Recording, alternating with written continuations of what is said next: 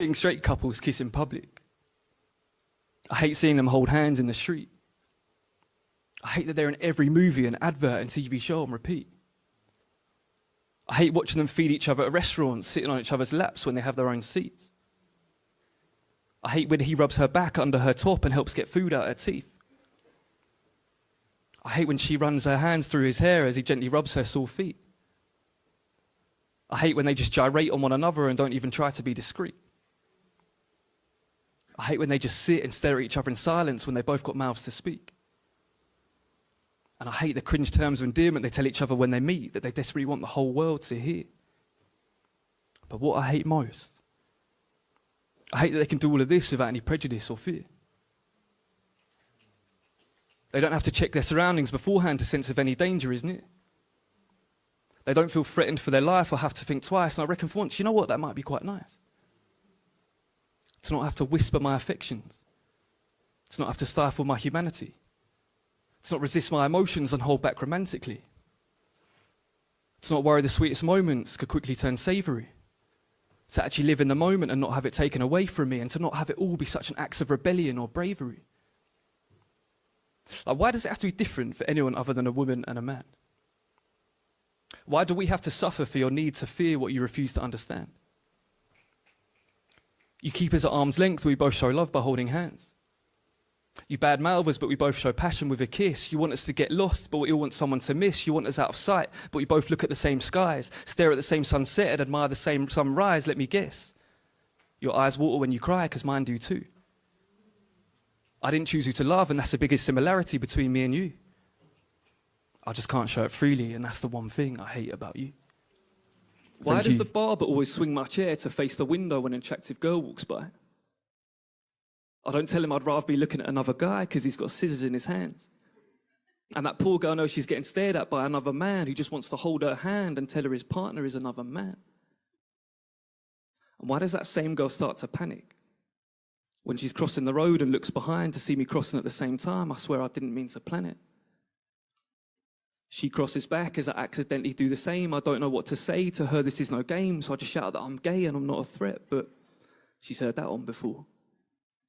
So as she starts to run, her mind races with the men she's trying to forget, and I keep my feet firmly glued to the floor.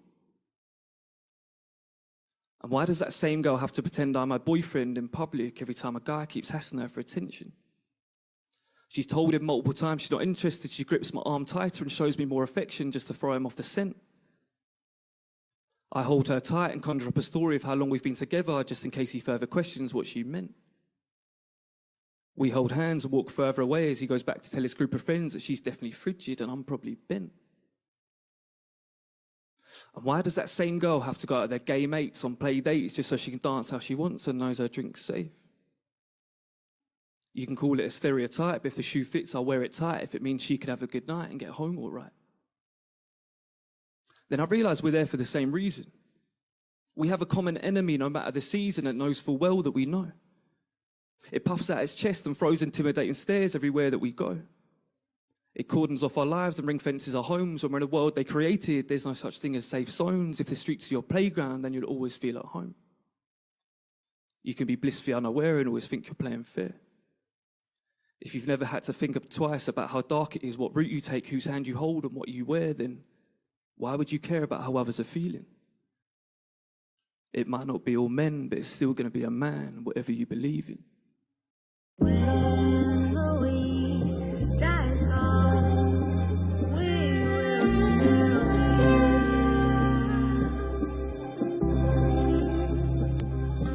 Will you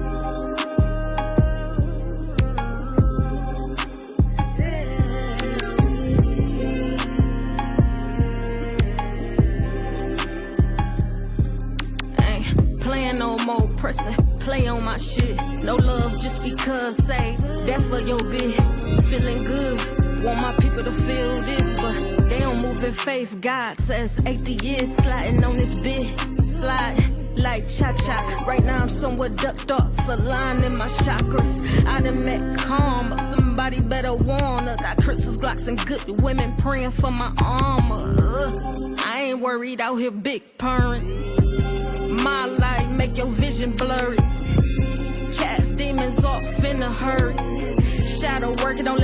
bunch of vice lurking. Cut the locks off, got the crossroads burning. Solitude helps to strengthen my discernment. Until you find your center, you ain't learned shit. You know your time more expensive than a Birkin. When the week dies off, we'll still be here. Will you still be here?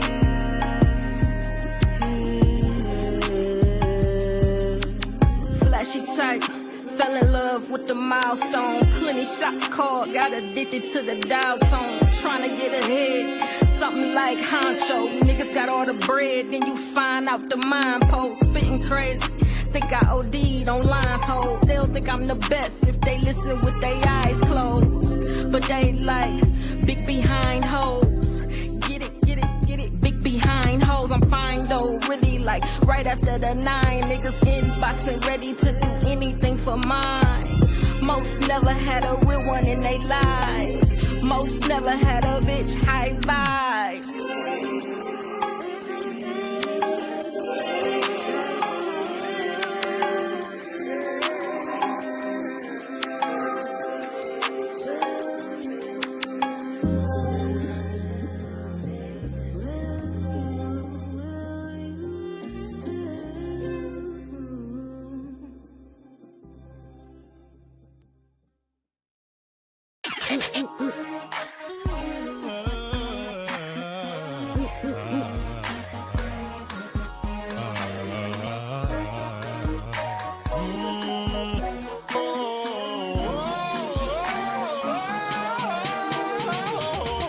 I took a hit for the team, took a bullet for the dream, that we would one day all be free, free from prejudice, free from sexism, free from bigotry.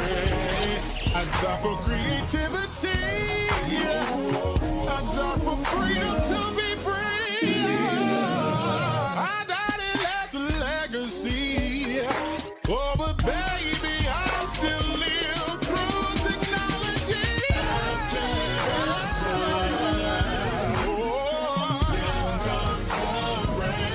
Yeah. And after the storm, the sun will start shining. What tears of pain, and tears of pain, and tears of pain, and a dash of struggle. Just be patient.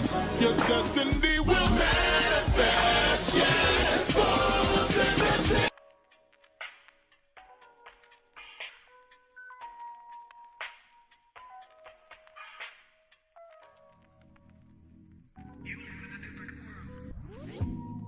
What's going on? What's going on? What's going on, y'all? It's your dude BubzDaGawd here with yet another live for you all. As with all of my lives, or shall I say the majority, excuse me. With the majority of my lives, I really don't have this planned. It just happens when it happens. No shade.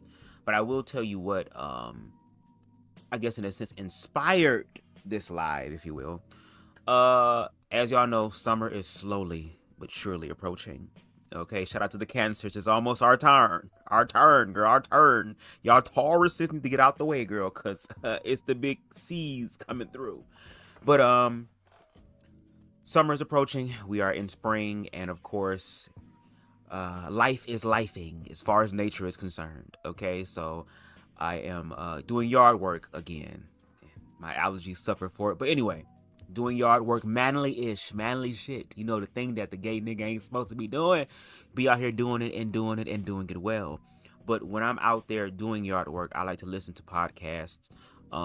Whether it is podcasts that I have on my watch later playlist, or if I decide I want to go back in time and listen to some very iconic classic lives. I don't know about y'all, but like I have like iconic classic ass, like stellar, I feel like needs to be studied and reviewed type of content I like listening to that type of stuff. I really, really do. And today, okay, we're going to listen, or shall I say watch, but I really want y'all to listen to this particular one. Okay, so again, shout out to CTV. Y'all already know that's one of my ace coon bones. Spiritual advisor, spiritual brother, the grim reaper of Reed's girl, and the nigga that keeps his foot on everybody's damn necks, girl, including his own. And that's why I have so much respect for this nigga, because no shade, this nigga is like Pai Mei, okay, from Kill Bill or The Invincible Armor, or what the other few movies that Pai Mei was a part of.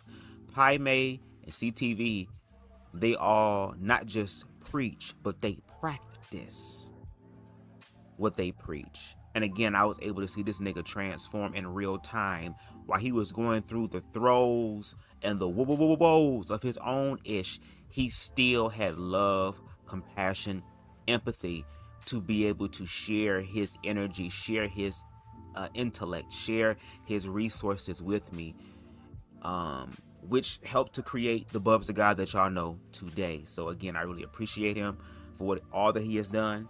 But yeah, like I said, I was listening to one of his lives, one of his iconic lives, and I remember that he did a live with a content creator by the name of Jay Lethal. As you can see, the person on the left side of the thumbnail. CTV is going to go more in depth about how this whole situation happened, but the video that we're going to be looking at today is a video of Conscious TV responding to Jay Lethal after he was on Jay Lethal's platform. Now, just a brief little synopsis of how this happened.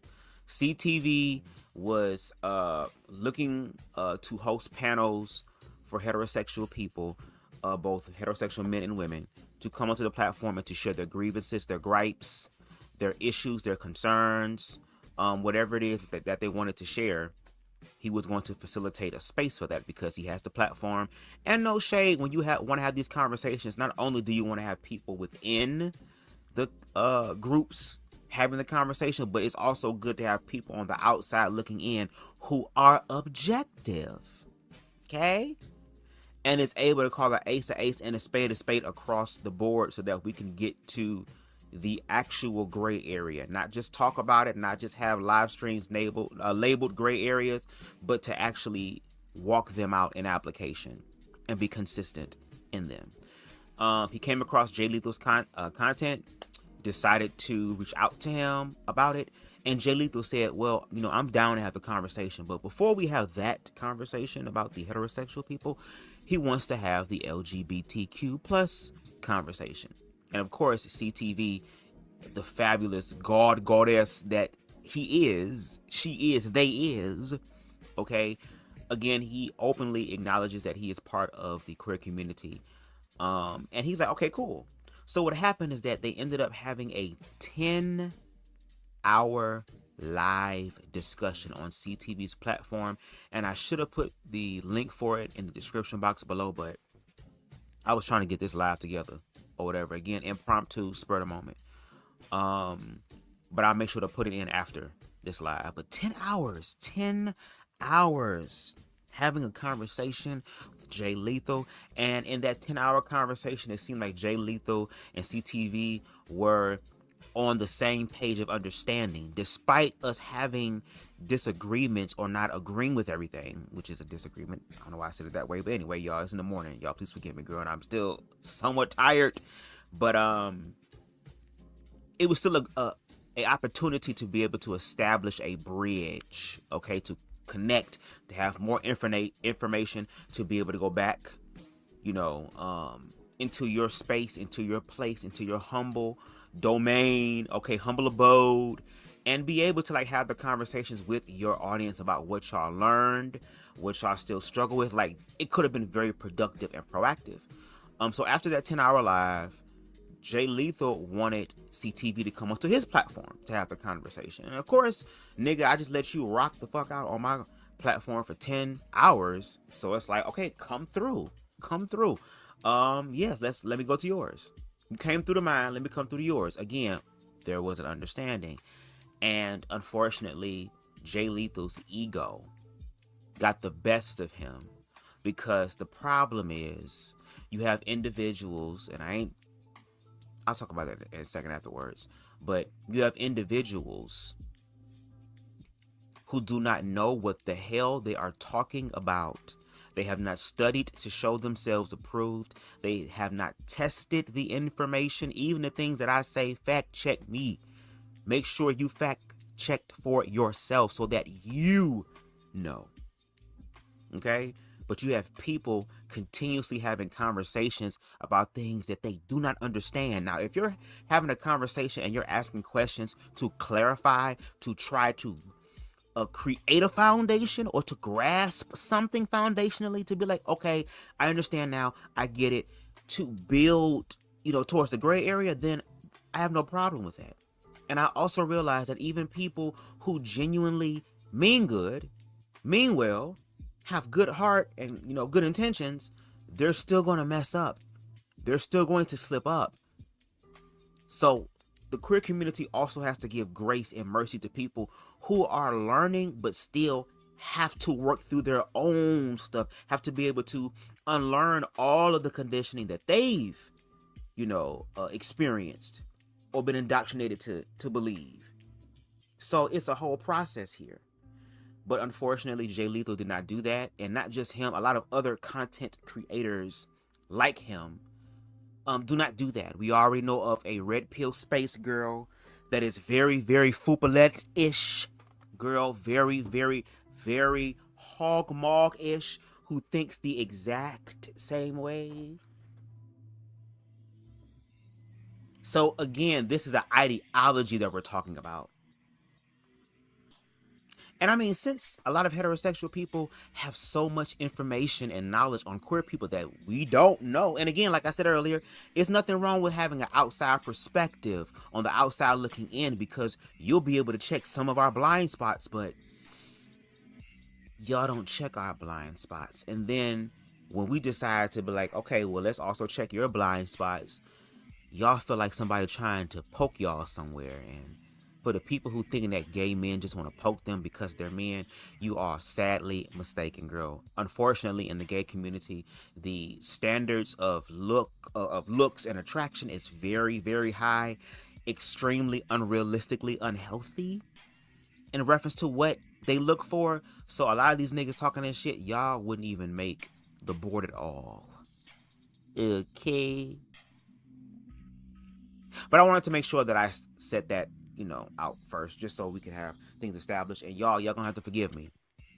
I'm still a little tired, so my brain may be a little bit slow. I drunk some coffee just so I can get through this damn live, because I got other ish that I gotta do later on today. But I was like, fuck it, I might as well give y'all a live, because I'm gonna be busy probably for the rest of this damn week. No shade. Like I said, opportunities and things are opening up on the back end for me, and I'm taking them. Until things start popping off over here the way that I want them to, girl, I gotta do it on the back end. YouTube is not the only thing that I'm going to utilize. Okay? No shade. But before we get into the live, let's see who's in the chat. Oh, we got Faith is the substance. Okay, in the building. Make sure y'all go over there and subscribe to her channel. When I tell you Miss Faith has been walking in her faith and has been doing these interviews, even though sometimes it be irritating because you be trying to have shit planned and then other thing pop the hell off and people don't tell you, they don't apologize, they don't try to be in the moment. I'm sorry, can we reschedule it in the moment, girl? Like, they don't. But I appreciate her for her professionalism.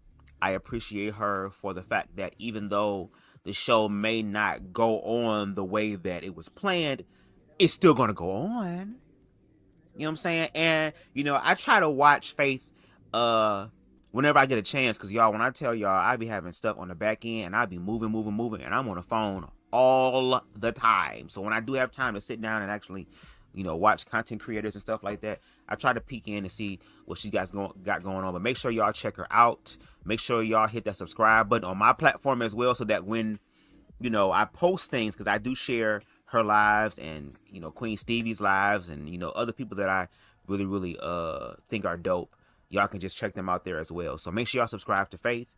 We got Queen Stevie in the building. Good morning, Bubs. You yummy leprechaun. Hey, Faith. Hey, girl. Hey, Short Stack family. What's going on? What's going on? So, again, we're going to get into this live. This live was 5 years ago. Again, when CTV was having a quote-unquote conversation again with YouTuber Jay Lethal. And I'm going to shut the hell up. And we're going to let CTV rock the way that y'all know he knows how to rock. The background music that will be played tonight is this one. Oh, I said tonight. I'm so used to doing lives at night.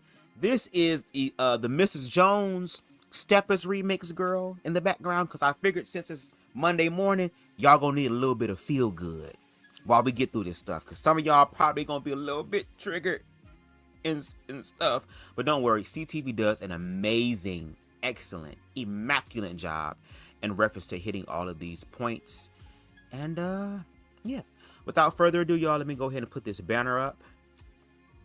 Boom, there we go. And without further ado, let me shut the hell up and let's get into the actual video. Yes, I'm motherfucking live where I need to be. Let's go. Let's motherfucking go. Bring that ass on in. Let's bring that ass on in.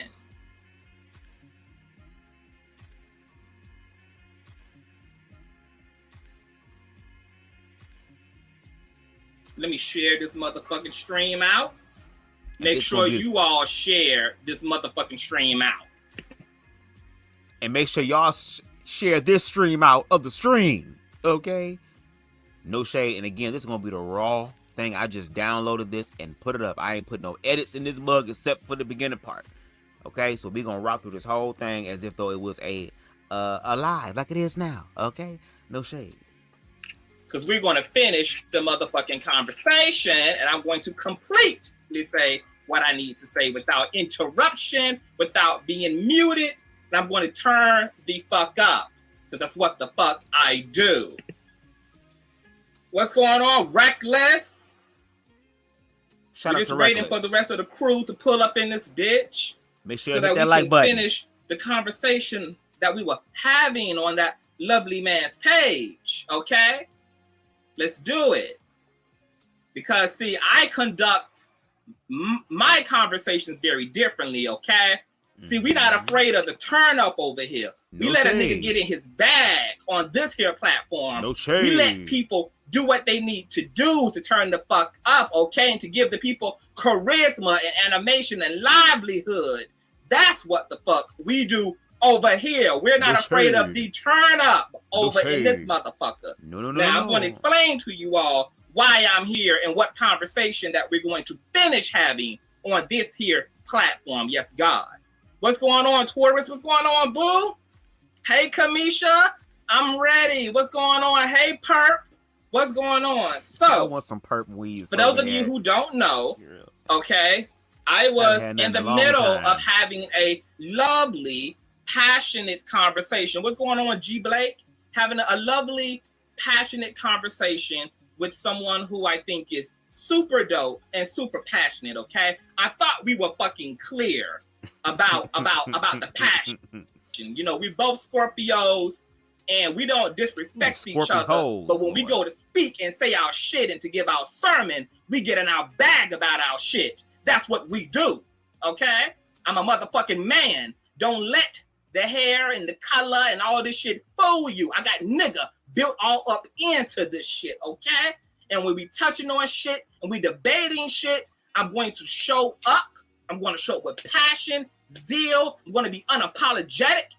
And I'm going to be respectful enough to let you run your motherfucking mouth until it's my turn. And I believe it was my turn to rebuttal. It was my turn to refer to my motherfucking notes. It was my motherfucking turn. After I listened, okay, to that brother for minutes and minutes and minutes on end, about 160 seconds. Girl, that must be his stuff because it ain't mine. Because we still good over here. We still good over here. Is it playing still? Yes, it's still playing, girl. That's on his end because at that time, girl, he was having internet service provider girl who was ratchet as hell. Had it all messed up. But let's listen a little bit more before I pause again, because I want to make sure he get his shit out. What's going on, girl?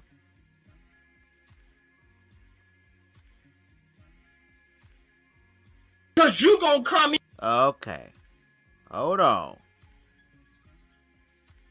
Something is going on here. Between Hold on, let me go back. bag and any nigga in his feelings and any nigga. Okay, now before we go forward, I'm just gonna say this real quick. First of all, can y'all still hear me? Are we still good? Now, before CTV continues, I just want to say this really quick. What he stated in reference to how when he goes on another person's platform, he knows how to show up with decorum.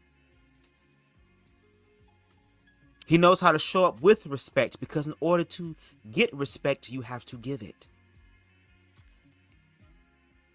And when he goes on these platforms to have the quote-unquote LGBT conversation, just like him, and also I understand, girl, we already know what comes with that conversation. We already know what's going to happen. We already know we're preparing ourselves for what it is that we're going to hear. We're already preparing ourselves to be triggered the hell up, all in an attempt to actually try to have conversations with people who start off saying, well, we just want to talk and we want to have conversations and we just want to know. But like CTV said, y'all still see him as a man. He identifies as a cisgendered, same-gendered loving man. That despite how he shows up in his aesthetic, he can still get down in the ground and in the mud with these niggas, because he also grew up in the same culture, in the same societies, in the same neighborhoods as these other niggas, have lived amongst them and has survived them.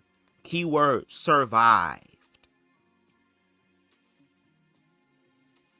So since he survived all of this, and now these same people are trying to quote unquote have this conversation, he goes in again with respect, because who knows, maybe he might get gagged.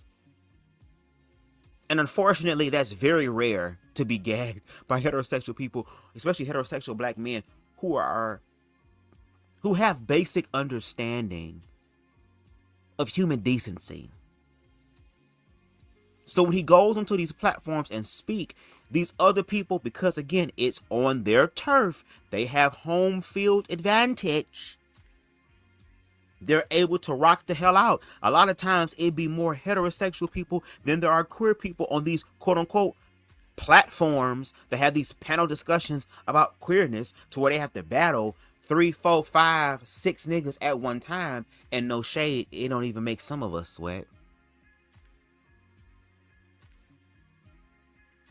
But then when it's his turn to respond, when it's his turn to have his Pappy Luther King speech, when it's his turn and his time to be able to speak to the talking points of fucking 2, 3, 4, 5 people, come prepared with notes and all this stuff, now it's a problem and an issue. And like CTV is going to state, he allowed this individual to come onto his platform and to talk to him for 10 hours straight. No pun intended.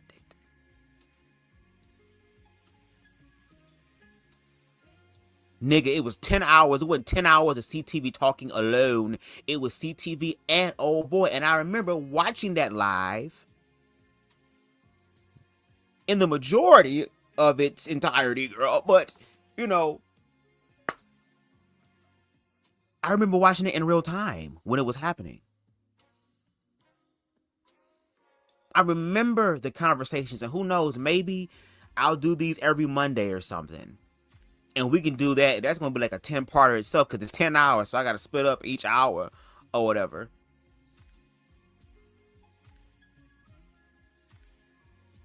But when he's now on his platform and now he's rocking out in front of his audience, Because, quote unquote, he was not the smartest individual on CTV platforms. So if you're not smart on his shit, where there are people who are educated, then what do you expect is going to happen when he goes over to your shit? He might educate your audience, and you don't want that, because he, along with other people, have been building their audiences. And no shade, some of these individuals do have good talking points in reference to blackness. But when it comes down to queerness, it is a fear-based, ignorant perception. And these individuals don't remain, uneducated in reference to queer people's experiences, because queer people do educate them. They do share the information. These people are willingly ignorant to the point to where they now start to express bigoted behavior that actually harms queer life, adult or youth, as we can see. Now, hopefully this thing will work now. Let's see. Because what is going on with this? Do I need to do this? Girl, why is it freezing? There we go. I'm going to start the shit, and I'm going to finish the fucking shit. I'm going to say shit. If any nigga in his bag, and any nigga in his feelings, and any nigga is pressed, my email is conscioustv@gmail. This particular brother has my number. I will give you the state, the zip code, and the address. And you are welcome. You are invited to the Ponderosa to make good on your threats. And what happened was, allegedly somebody came over and told CTV that the YouTuber had made a threat against him. And no shade, he's not the only YouTuber that had threats made against him, girl. I have had niggas threaten me. I've had niggas wanting to put their hands on me. I've had niggas talking about, oh, well, we can go ahead and get in the ring. They got YouTubers who box each other. Like, it be these niggas who cannot spar intellectually, cannot spar emotionally. And because these individuals are getting hold on their own platforms by niggas like CTV, and what that does to their manhood card and their equity in the manosphere, now they have to up the ante, which means now I gotta put my hands on you, because that is also one of the ways that, unfortunately, in the black community with a lot of black men, is a way for them to express their emotions that other black men at large rally for. They want to put their hands on motherfuckers. They want to whoop people's asses. They want to pop the fuck off. And if we're really going to keep, call an ace and a spade, we can see that happening with a lot of, unfortunately, black youth popping the fuck off for no reason.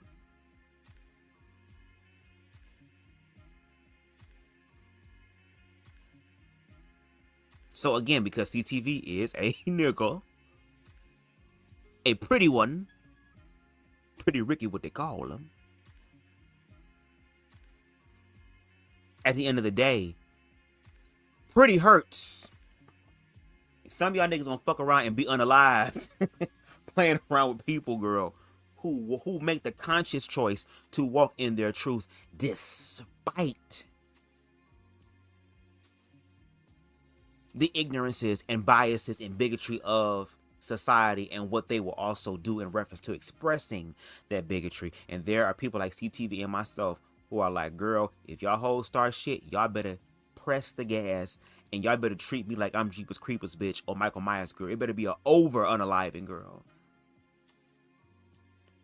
Because once somebody starts talking about harming me physically, girl, all that other peaceful kumbaya shit, as far as the white people's perspective of kumbaya, far as peace and stuff like that, transmute into the original meaning of kumbaya, which means come by here, meaning like, nigga, come by here and see what happens.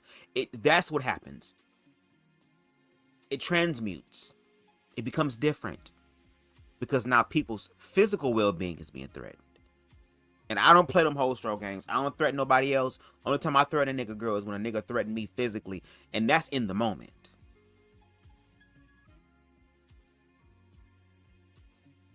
So I wanted to say that real quick, but anyway, let's continue. I don't know what the hell is going on with my computer. I left your life. So threats, right. Right. Now, I can't even get through, bitch. Let me pull the train back. Let me pull the train back in this motherfucker. For those of you who don't know what the fuck going on, like I was starting to say earlier in the conversation, let me get real gay. Let me get real flamboyant. Let me get real fabulous. Let me get real cunty, bitch. Let me step about my niggerhood. Let me get dainty and prissy. Let me get pussy on you motherfuckers, okay? Let the faggot be a faggot right now. Hi, guys. And again, this is CTV 5 years ago, girl. No shade, girl. So some of the language that he said before, as far as these words, he has transformed. He don't cuss as much. Guys, hi. How's everybody doing? Hey, Breaking the Culture. How are you, darling? Hey, Desiree. Hi. Hey, Taurus. Hey, thank you. Let me put this email up there, you know, for any nigga who needs to address the zip code in the state, okay? There you have it, conscioustv@gmail, boo. Hit me up, okay? Overnight the email, boo. Now, let me catch you guys up on what was going on. Once again, okay, I was invited to a conversation, okay? More so around fucking 2 of a conversation that got started 2-3 weeks ago. Thank you for the cash apps. Whoever just cash app me, thank you, boo. Okay? Thank you for the love. You know, a lot of niggas don't know that on their platforms. You know, over here, we show us the love and we support our own in this bitch. Amen. So if you want to support BubzDaGawd, you can hit that cash app at the bottom of the screen, Conscious TV, and just put in the message that is for Bubs. Because again, like he said, girl, I'm manifesting it over here, girl. See the affirmation working, girl? When he said that over here we show each other love, girl. So if you want to show the leprechaun love in that way, again, the cash app at the bottom of the screen, go ahead and send a leprechaun a little something. Put something in me pot of gold, girl. Okay? You ain't got to put a whole bunch in there if you don't want to. You can put something in there. You can put something or some. Or some. Or some. Girl, what's going on with this computer?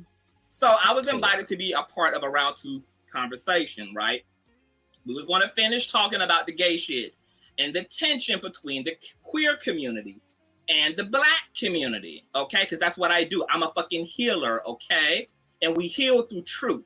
We heal through context. We heal, okay, by communicating effectively, okay? We also heal by bringing a reasonable amount of organic human emotion to conversations and subjects, especially when they're personal to us, okay? And there's a way to have emotions in a conversation without going over the fuck board. So I have learned my balance between entertaining the folk when I go to do what I do, okay? But also making sure that I'm spitting some real shit, because that's what I do. That's what the fuck I do, okay? So I was on this young man's platform. Everything was going pretty good. You know, he's talking about the Billy Porter situation and the emasculation of black men. And since I'm here, let me go ahead and finish the whole motherfucking conversation. So the question was asked to me, okay? Do I believe that there is an agenda to emasculate black men? Oh, and I'm letting any motherfucker know, if you're streaming my live on your live, your shit will be copyrighted and it will be flagged, because I'm going to need you to come up off that permission. I'm going to need you to come up off that asking a bitch for permission to stream their shit, okay? Now, I'm kind enough to let all you hating assholes and everybody in between, bitch, to go ahead and run it. But what you're going to do is, bitch, you're going to promptly ask, okay? You're going to promptly ask to run my shit so that I can just have the satisfaction of deciding whether I give you a yes or a fucking no, okay? So we're having the conversation and it gets asked to me, is there an emasculation and a agenda on black men? Yes, there is, okay? I do believe there is an agenda to destroy, to separate, to scatter, to demolish, okay, the black nuclear family, masculine, feminine children, okay? Now, I have a different bit of a school of thought on some of this shit, okay? Because I know that when we think of masculine and feminine, we think of sex or gender, male or female, aka man or woman, okay? But for those of you who study, you know, who study in the psychological circles like I do, you know, I just don't come up with shit off the top of my head. I actually read books on this type of shit. I actually listen to the experts who spend their life studying these things, okay? And I consider their research and their truth, okay? I actually now understand that masculine and feminine, okay, are not necessarily having to do with gender. And matter of fact, just to go a little step further, psychologists and even sociologists have also suggested that a whole entire child, okay, a whole entire child can actually turn out very well adjusted and grounded if they're simply in a loving home, even if that loving home is ran by a single parent, okay? Now most of us know this to be true, right? Mm-hmm. Because most of us, well, I wasn't raised in a single parent household. I had mother and father in the household my whole life growing up. Matter of fact, I had my biological dad. No shade, Queen Faith. It'd be so much context and nuance. It'd be so much information. It's so much shit that we got to cover before we can kind of get to the point, because the point has a lot of stuff in it. But I can understand, because even people have said the same thing about me. Oh my God, it seems like you're long-winded. You never get to the point.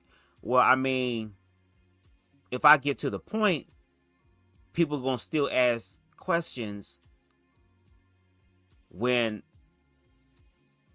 I can low-key answer many questions or any formulations of questions just by the response. You know what I'm saying? So, but I get it. And no shade, it's kind of like, yes, would it be nicer to kind of have everything kind of more in a shorter capacity? And again, this is 5 years ago, so he's refined himself a lot. But with some of these conversations, they do require hours. I mean, the fact that he's up here, you know, finishing a commentary that he thought was finished from a 10-hour live that he had with that content creator, it was just like, I thought we covered everything. Well, obviously not. If 10 hours worth of content ain't helped somebody to understand something, then it was like, whoa, how, you know what I'm saying? But you would think within 10 hours worth of straight commentary that there would be, or conversation, that it would be some sort of awareness, you know? And it could have been that way with Jay. It could have been that way when he came to his platform. It could have been like, okay, well, we were talking about things on your platform before. Again, thank you so much for educating me. I want to be able to educate my audience. I have you here, so if there's anything that I need to be critiqued on, let me know so that I can go ahead and fix it. You know what I'm saying? Like, it could have been a transformative conversation, but for Jay, it was an egoic one, because he wanted him to come on the platform to use, and you'll hear what he uses, to be able to quote unquote control the conversation, even though when he was on CTV's platform, he had free reign to talk his ish and to say his perspective. Even when CTV's internet and all that stuff was going out. So Mr. Lethal had plenty of time, opportunity, and space to like really, really have the quote unquote conversation in the way that he claimed he wanted to have it. But no, a lot of these niggas just want to have conversations so they can win, as opposed to getting an understanding. And he tried to do that with CTV, and CTV had to hand him his ass. No homo, no shade. But yes, we can all learn to do better. We can all learn to kind of trim off certain things. But sometimes when you in that moment and you gotta speak, you gonna have to let it out. No shade.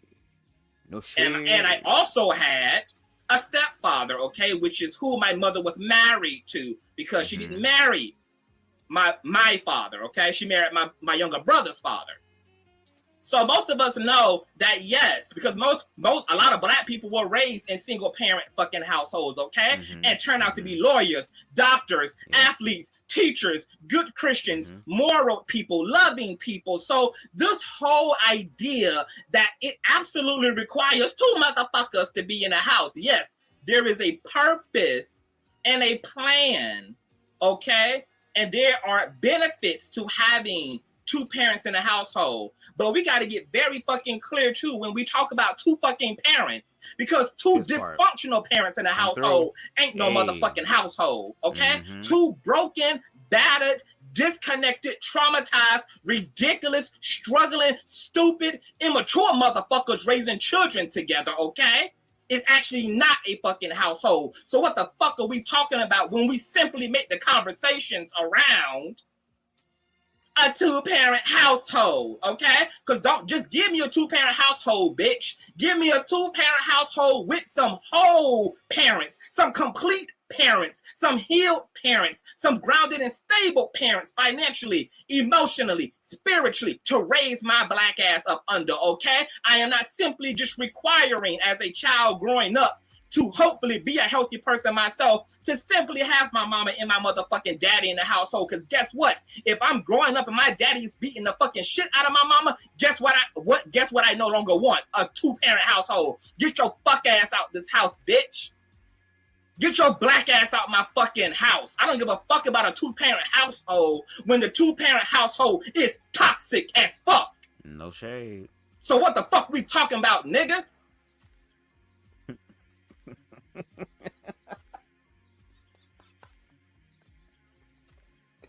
Ah, baby, when I tell you he has refined so much, girl, because I remember these days, girl, he would just go the fuck off and no shade. I kind of got a little bit of the fire sometimes. But, I mean, that is true. There's truth to that. We have been taught that, yes, from his perspective that he said, for we've been taught to have a mother and a father in the home. I had both my mother and father in the home. CTV had both his mother and a father figure, someone to stand in for that balance energetically to come in, or even societally to come in. But most importantly, if the mother and the father, if they're not balanced, if they haven't worked out their own soul salvation or have a strong foundation in their own soul salvation, if they don't realize that they are bringing another consciousness or part or expression or piece of consciousness into this 3D reality that has the power to change not only its own life, but the lives of other people, that's a very powerful thing. So most importantly, if you're going to be raised by parents or guardians, hopefully these guardians, these parents are individuals who are whole, aligned, balanced, or at least whole and aligned and balanced enough to be able to make sure that they are good, therefore their children will be good. And like CTV said, there are plenty of individuals right now who were raised in single parent households, raised by grandparents, raised by other family members, hell, raised by people who are not even their blood, who show up in a loving way. Because at the end of the day, love is really all that there is. So when you create a loving space for your child, first of all, to feel and know and recognize that, hey, I'm always safe at home. I have people there who love me. I have a space where I can be myself. I have a space where I can explore parts of myself. I'm around people that I know that have my best interest at heart.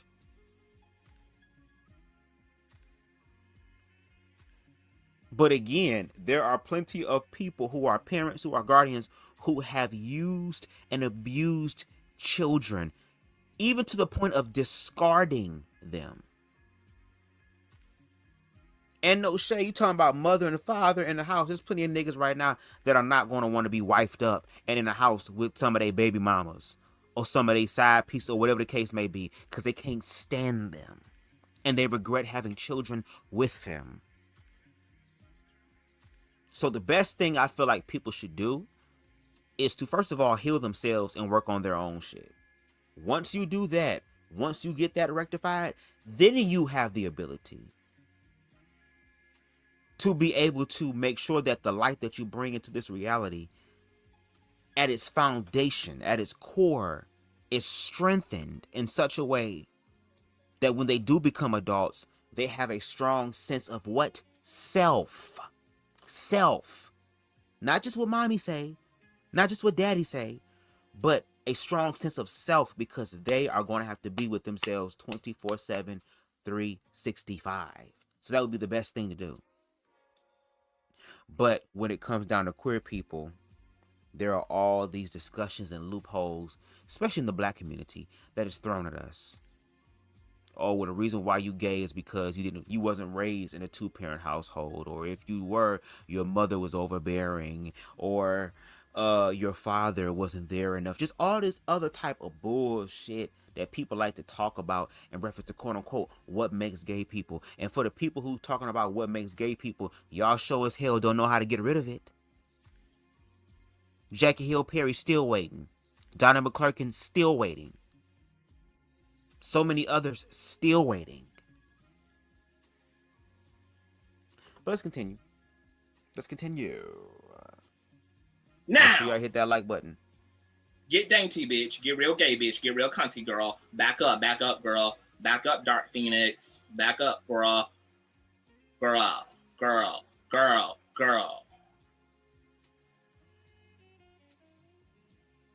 This bitch, y'all. They let all this fool them. That ain't my motherfucking fault, bitch. I would knock a nigga's esophagus out of his. I would kick a nigga's Adam's apple out of his fucking throat. See, ouch. Niggas allow this to fool them. Okay? Niggas allow this to fool them. Niggas think because I look like this that a nigga can't be a gorilla ass nigga.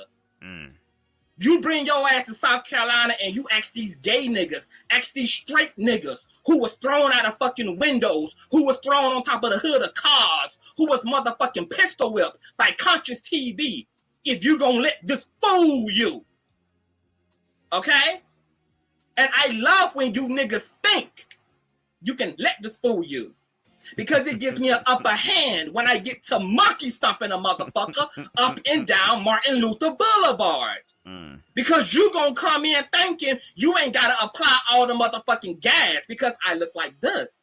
And because you come at me with half a tank full, bitch, I'm ready to bulldoze that ass over, ice cream truck style, bitch, put it in reverse and back up over your ass, put it back in drive and zoom over your ass, put that bitch back in reverse while driving stick, bitch, and roller coaster backwards over your ass, and then put that motherfucker in drive and haul ass to the goddamn police precinct to let them know, bitch, that it's a dead body about a half a mile down, bitch. Or better yet, girl, I have it on the back of this damn thing by a rope, girl. You can come get this. Clink me now. No shade. No shade. To his point, because CTV has more of a feminine presentation, he shows up in a way that society ignorantly will call gay.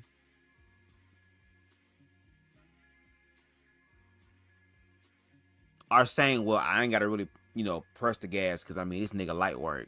Look at him. This is an easy way to reinforce my manhood card. This is an easy way to get some extra manhood points because I'm going to whoop this punk's ass because this punk has lost his fucking mind.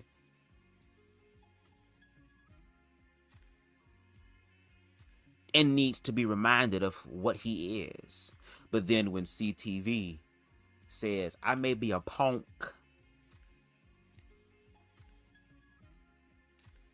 but this punk about to go pop, and it's gonna be in a way that your ass ain't gonna like, and a way that my ass don't want to do either, which is now I'm gonna have to put hands on you because now you're overstepping your boundaries from verbal to physical.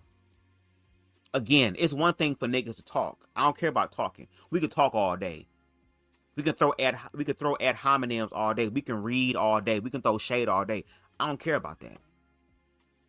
Because in order for the words to actually hurt and harm me, I have to allow it to do that. Now, I am a very witty person, regardless of other people who saying they witty, girl, you wish. Only thing that these motherfuckers like that is witty is if you can eat it. But besides that, But you're dealing with individuals who know how to get back with y'all, girl, who know how to be able to transmute what the hell y'all say, what comes out of y'all mouth, and use it against y'all. Didn't Mary Catherine Gallagher tell y'all in one of my favorite movies, girl, one of my favorite comedy movies from Superstar Girl, I am rubber and you are glue, and whatever you say bounces off of me and sticks back to you? That's literally what CTV is saying. And then these niggas get embarrassed because now a gay man has mollywopped, dog-walked, curb stomped. Shit, in some instances, girl, American History X bite the curb ass-ish to survive the encounter. Because again, people like CTV and myself, we understand the ramifications of being queer. Especially if you're open with it. Especially if you're unapologetic with it. And especially if you defy the quote-unquote societal order that has been indoctrinated for all of us to believe and to never be challenged. If your ideology can never be challenged, or if something is happening to you that you can't challenge it to see for yourself, then that's somebody forcing you. You can challenge shit. I have no problem with you challenging stuff. But since we're talking about objectivity, you got to be able to challenge it objectively. And regardless of what y'all believe or what y'all want to believe, queer people are a part of this life experience, and heterosexual people, I'm sorry, but not sorry. Y'all don't own all of reality. I don't care what a book says. I don't care what a pastor, a reverend, deacon. I don't care. I don't care. Until them niggas can tell death to behave, until them individuals can tell death, hey, pimpin', holla at me in 400 plus years. I'm not done yet. And death say, okay, I'll bypass you from the final destination sequences of life for people to have their demise. And you just let me know when you're ready to die. It's never, no, until they do that, y'all don't own reality, baby. So let's continue with the commentary. And shout out to the people in the live. Make sure y'all hit that like button. And the head is to the left, and the torso is to the right, and the legs, bitch, are still descending. Still descend. This nigga on some Jeepers Creepers-ish. I love when you niggas let this fool you. This is what I love. And see, and then when a bitch come on to your platform looking like a bitch, but got the spirit of a nigga, you niggas can't take. You niggas can't take. Because you start treating me and trying to domesticate me and trying to control me like you would a bitch.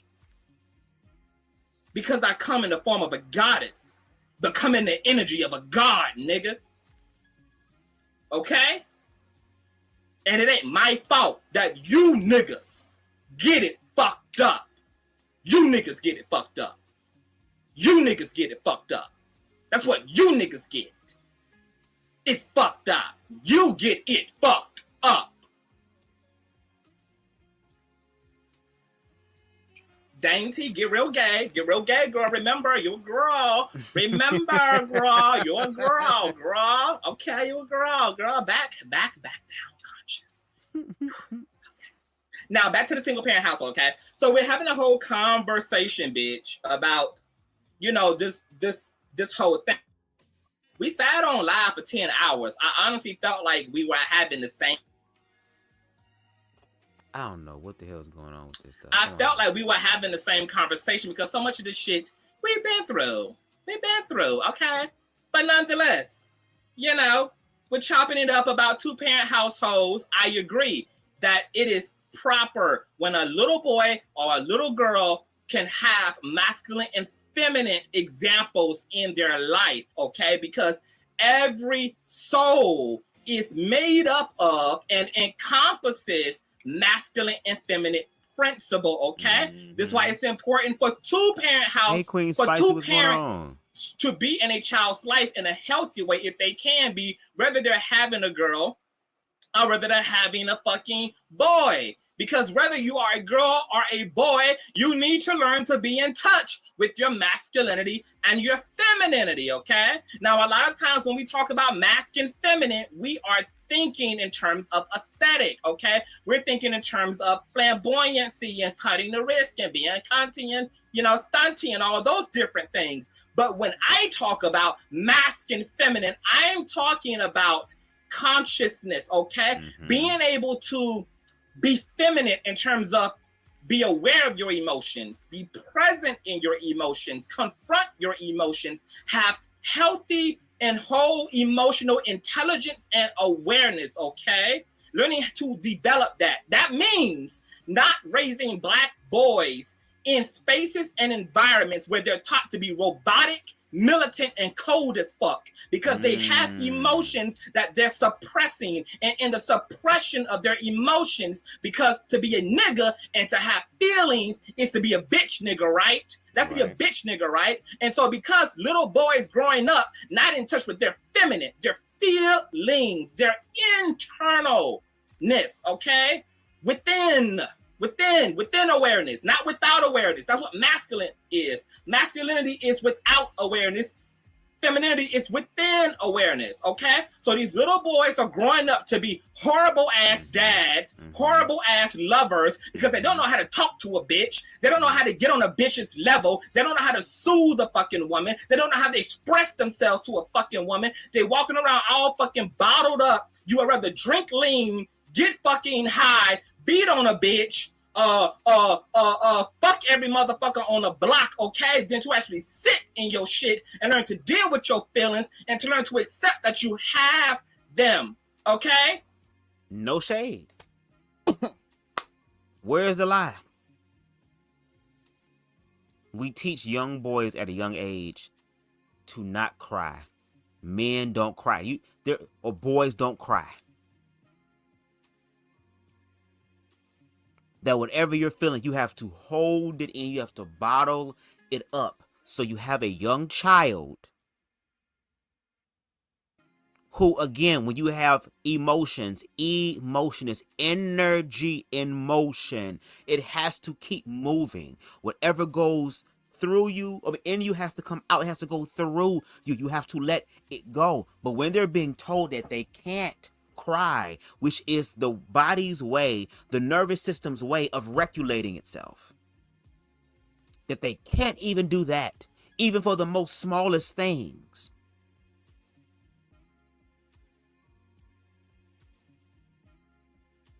And when that's reinforced every single day, and there are other young Black boys that believe the exact same thing, who will then police each other at a young age, and then y'all wonder why you got grown-ass men talking about no homo at 40, 50 years old, nigga. What? And then you wonder why, again, when these young boys grow into young men, or grown-ass men,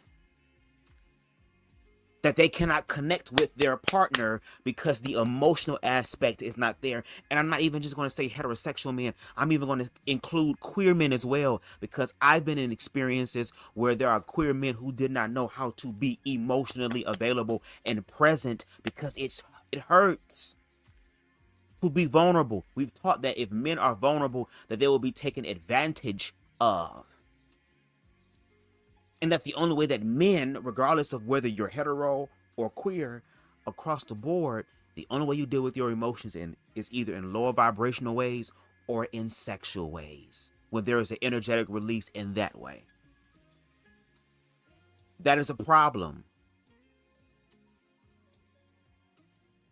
Because you are a human being at the end of the day. Fuck what society says. You are a human being. You have a right to emotions. You have a right to feel. You have a right to investigate what you're feeling.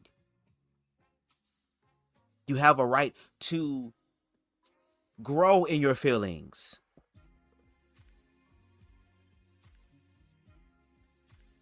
And it's like, if Black men across the board could, again, just learn how to love themselves, let go of this motherfucking anti-queer ass mindset that low-key is preventing you from letting go of emotions. And I'm not talking about, again, oh, if I'm emotional, that means I'm gay. It means you're not willing to let ignorant ass, dumb ass, bigoted ass people try to control the narrative of what a human being experiences because they've been conditioned or are telling you that if you were to cry as a man, then you are gay. That you're a punk ass bia.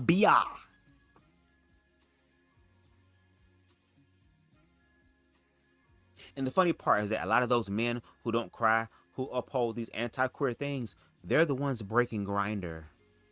They're the ones on Jacked without profile pics or just a picture of their bodies.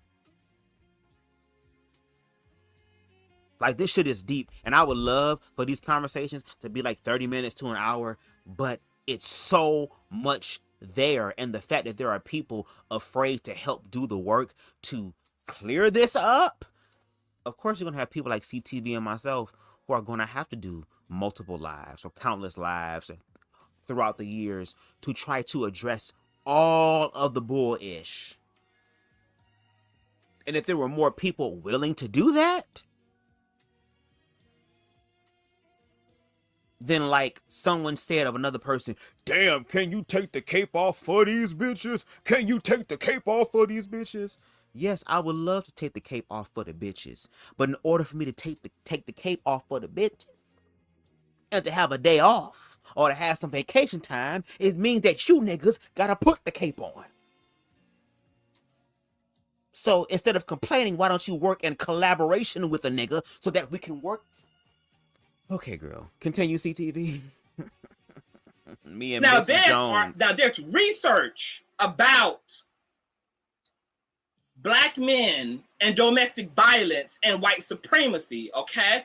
There's a theory that suggests that because Black men live in a racist nation and cannot self-actualize, that they then internalize this in a toxic way and then project that frustration onto Black women, which is why we have domestic violence statistics higher in Black couples amongst Black men and Black women than we do white bitches and white niggas, okay?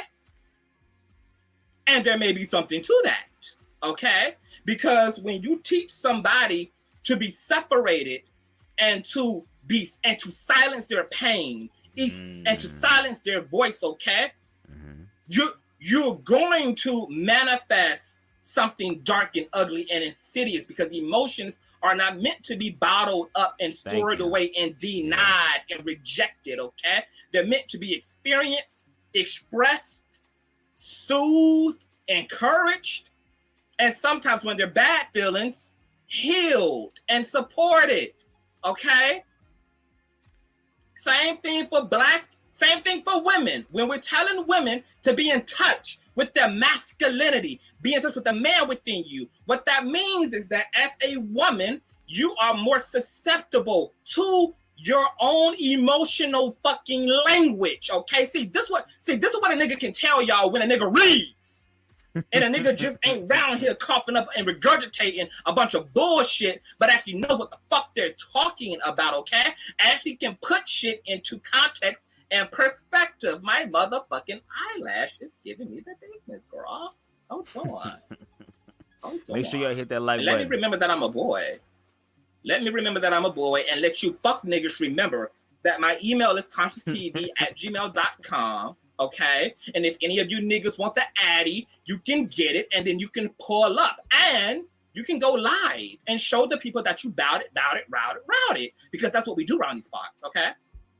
Now, when we are telling a woman, okay, to be in touch with her masculinity, we're not talking about having a woman shave her head off, not having her sleep with other women. We're not telling her to dress masculine. It has nothing to do with that. It has to do with, once again, the way you understand your consciousness. So because women are more susceptible to their emotions, when they learn to be in balance with the masculinity within them, women learn how to separate themselves from their emotions, because we know that too much emotional presence will cause you to be overstimulated, and overstimulated does what? Manifests as depression, paranoia, okay? Grief, sadness, insecurity, okay? profound insecurity. So learning how to have enough discipline and control, that discipline itself and that control is your masculinity. Learning how to look in the mirror when you tripping. Learning how to look in the mirror and say, bitch, shut up. To look yourself in the mirror and say, I say, stop it, God damn it. And you say, stop it to your fucking self the way that daddy would have came through that motherfucker on Mad Day and said, everybody get in their goddamn rooms. Shut the fuck up in here. Joe Jackson. Learning how to disassociate from your emotions so that you're not understimulated and you're not simply only yielding to your emotions to make decisions, because a lot of people make what? Emotional choices. And we know that emotional decisions have led to what? Motherfucker to the grave. Okay? Motherfucker to the grave, girl. You too pressed. You too in your feelings. If you want to know if you're too in your feelings, do you want to kill a bitch? You're too in your feelings. Do you want to hit a bitch? You're too in your feelings, okay? Do you want to hurt yourself as a result of how much emotion you are deciding to take on? You're doing too much, okay? And people who allow these conditions, okay, who succumb to the emotional totality and the emotional weight of being too present emotionally, they simply succumb because they have not developed the masculinity, the discipline required to be still, okay? To choose your thoughts instead of allowing them to choose you, okay? But when you talk to these niggas out here, okay? If I got my ass in the street right now and I asked a typical black man, a typical black woman, you know, what their definition of masculinity and femininity is, do you know what the fuck they would tell me? Do you know? Do you really know? They would tell me, oh, you know, it has to do with, you know, a man, you know, masculinity is macho and a deep voice. And, you know, man is, you know, being boyish, that's masculinity. And you know what they would define femininity as? Oh, dresses and skirts and makeup and, you know, womanly, being soft. I'm like, that has nothing to do with these things. And the fucked up thing about the Western world, okay, is that we have dumbed down so many fucking teachings that can be prolific to our fucking people, okay? But because we live in a more binary ass nation, and because it's binary, it's deeply fucking religious, you got people toting around metaphysical books and scriptures and teachings that they don't know what the fuck to do with. It ain't edifying their fucking life because they have the most hooked on phonics as interpretation of what's being taught and teach to their ass. And then you get a generation of the blind leading the blind until you get what? A generation of lawlessness, which is where we are right now. We're in a motherfucking generation of lawlessness, bitch. Okay? If you are wondering why these motherfucking people around here killing and stuffing each other to fucking death, why motherfuckers is pulling the trigger, why motherfucking parents are killing children and children is killing fucking parents, because eventually, bitch, when you get out of sync with your consciousness with a collective body of people, okay? Whether that's the black community, the gay community, or whether it's a whole fucking country, okay? Where all these fucking nuances intersect. Eventually, when you don't regulate properly, eventually when you don't come into harmony, you default to lawlessness and godliness, okay? So yeah, look forward to the rise of fucking hate crimes in this country, done unto queer people, done unto black people. Yeah, look fucking forward, okay, to police brutality. There's going to be more fucking of it. Look forward, okay, to young people killing the shit out of each other. Look forward, okay, to all of the fucking articles, okay, where mothers are going to be putting their babies in motherfucking ovens and throwing them out of moving cars to get back at the baby daddy, and baby daddies are going to fucking be molesting their mother. Just look forward to an age of fucking darkness, okay? Because history repeats itself and there's nothing new under the motherfucking sun, okay? So that whole dark ages of the church, the inquisitions when bitches was being burnt at the stake, okay? Because they were spiritual, when motherfuckers could simply accuse you of being a witch and your ass was set on fire and singed to fucking death. Yeah, we haven't seen the great massacre yet. That was the prelude. This is about to be the great massacre. This is about to be the great doom and great tragedy. of humanity is what's coming. Everything we have dealt with in the past, okay, is going to look like child's play in our fucking future. Okay? And again, this video, this live stream from CTV's platform was 5 years ago. Look at where we at now.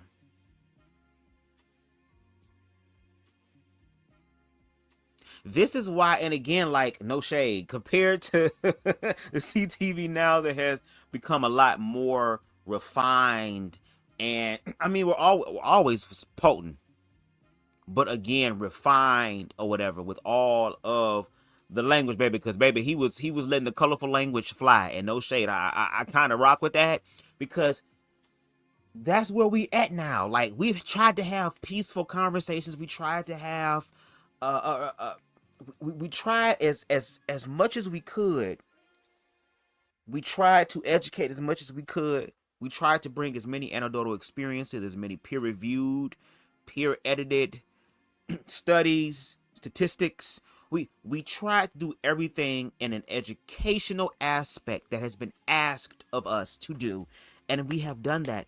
And people still, especially for Black people, because of our history with this country, our ancestors were unalived, were harmed, was dismembered for trying to educate themselves about this system, the system that they are now in.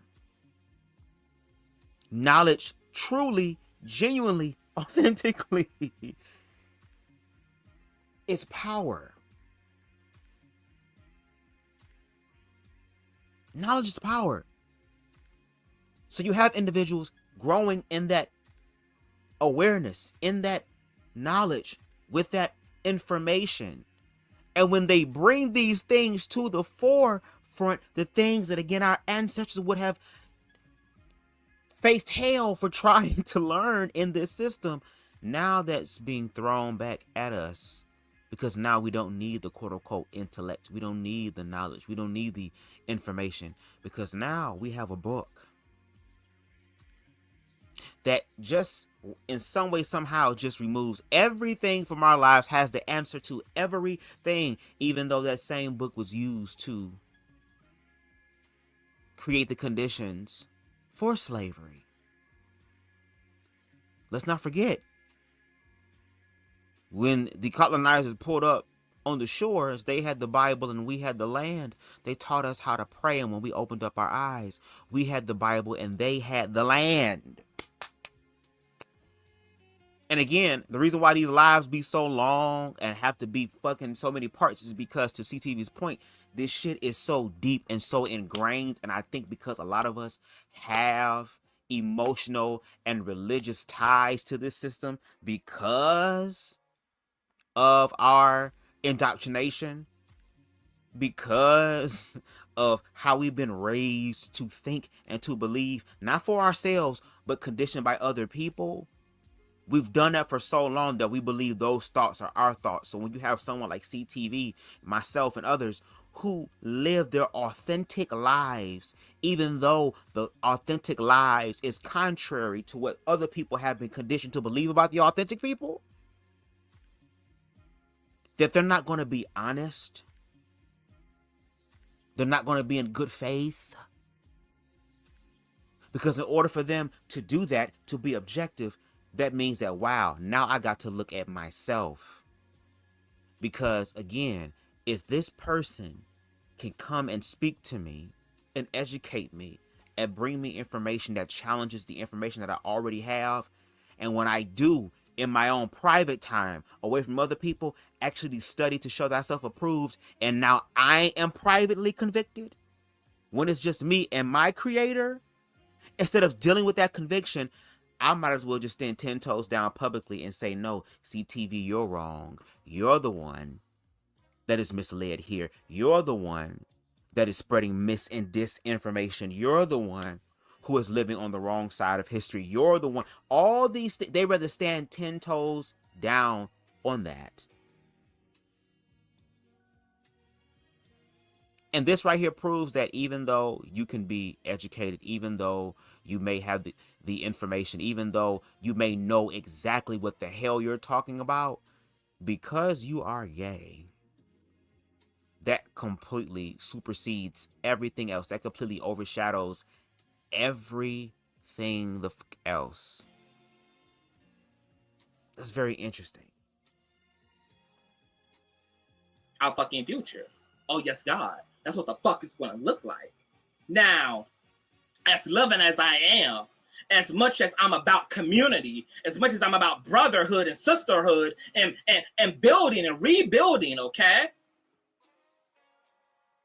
I still plan on taking no shit. No shit. And what you will do is show me the same respect that I'm going to show you, okay? And the reason why I had to come on to this bitch, onto my platform, bitch, and finish the conversation that I was having elsewhere is because I wasn't given the same respect when I allowed someone else to enter into the kingdom, okay? And I allowed them to rock. Because we understand that niggas need to rock. We want niggas to make yourself at home. Put your feet up. You want some peanuts? You want a bologna sandwich? Want to make you at home in the kingdom. We're not pressed about motherfuckers' emotions. We don't give a fuck about that. That's passive. We're mature enough to understand, to listen to what you're saying, not how you're saying it. Not how you're saying it. I'm not gonna mute a motherfucker because you rocking, nigga. Rock. What the fuck we here to do? To play patty cake? Nigga, rock. This is social media. We have an audience. People want to be entertained and people want to learn at the same time, okay? And FYI, for any motherfucker that's ever going to invite me to a panel, understand, if you're ever bringing me to a conversation that personally pertains to me, which any conversation about blackness, any conversation about queerness is a conversation that's personal to me. That's my personal. That's my life. That's my brother's life. That's my sister's life. Those are my friends' lives. That's gonna be personal to me, okay? And I wasn't given the same respect. And therefore, you know what I did? You thought you was gonna mute me, and guess what I did? I removed me. No, you don't get to pick me on and off the motherfucking what's going on, IG? What's going on, Pimpin? What's going on, How could I Pimpin? forget anything? He thought he had to mute me to remind me of what he's going to tolerate. Tolerate what? I am rocking on my points. I'm rocking. What? How is this about you personally? I'm rocking, nigga. I'm addressing your sentiments, which have nothing to do with you personally. You done rocked and said a whole bunch of shit that, because if that's what we was going to do, I should have muted your ass a long time ago. But we're not here to make this personal. This is about having great conversation. This is about bringing great perspective, okay? Not mediocre perspective, bringing great perspective to conversation. I can't help if you feel like I behave as if I'm smarter than you. See, why a lot of niggas would get into a tiff with me is because I don't service their niggas' ego. I don't service their niggas' ego, okay? Your personal insecurities and all of that shit don't got nothing to do with me, nigga. If you come into a conversation and for whatever reason, because I'm articulate, because I'm passionate, because I can speak fluidly without fumbling over my fucking words, okay? Well, girl, I'm a fumble. No shade. This leprechaun tongue on leprechaun. No shade. And you get get it out, intimidated though. by I'ma that get it out. because I'ma you get interpret it that out. as, oh, this nigga is smarter than me. And then it turns into, oh, this nigga thinks he is smarter than me. And then it turns into, oh, this nigga is holding the fact that he's smarter than me over my head. Nigga, what, nigga, what? What, girl? How many fucking 50 Shades of Grey is you gonna motherfucking go through? How many, bitch, I know it's 50 Shades, girl. But really, bitch, we ain't talking about smartness. We ain't, none of that came out of my fucking mouth, nigga. I'm just rocking. Okay? And again, if y'all watch the 10-hour live, you will see that. You will see that. We know that with these conversations, it's going to get passionate, especially with niggas. It's going to always get passionate. We understand the emotional aspect, and I think we need to have more conversations about the emotional aspect, because that, I feel like, is one of the key elements that's missing in these conversations that gets everything discombobulated. But again, emotions are meant for them to go through you, not to sit within you. Because your dis-ease, as my father would say, your dis-ease will become a disease. And there's plenty of people out there right now that are literally harboring sickness in their own body that they have unconsciously participated in manifesting because they're not doing their soul work.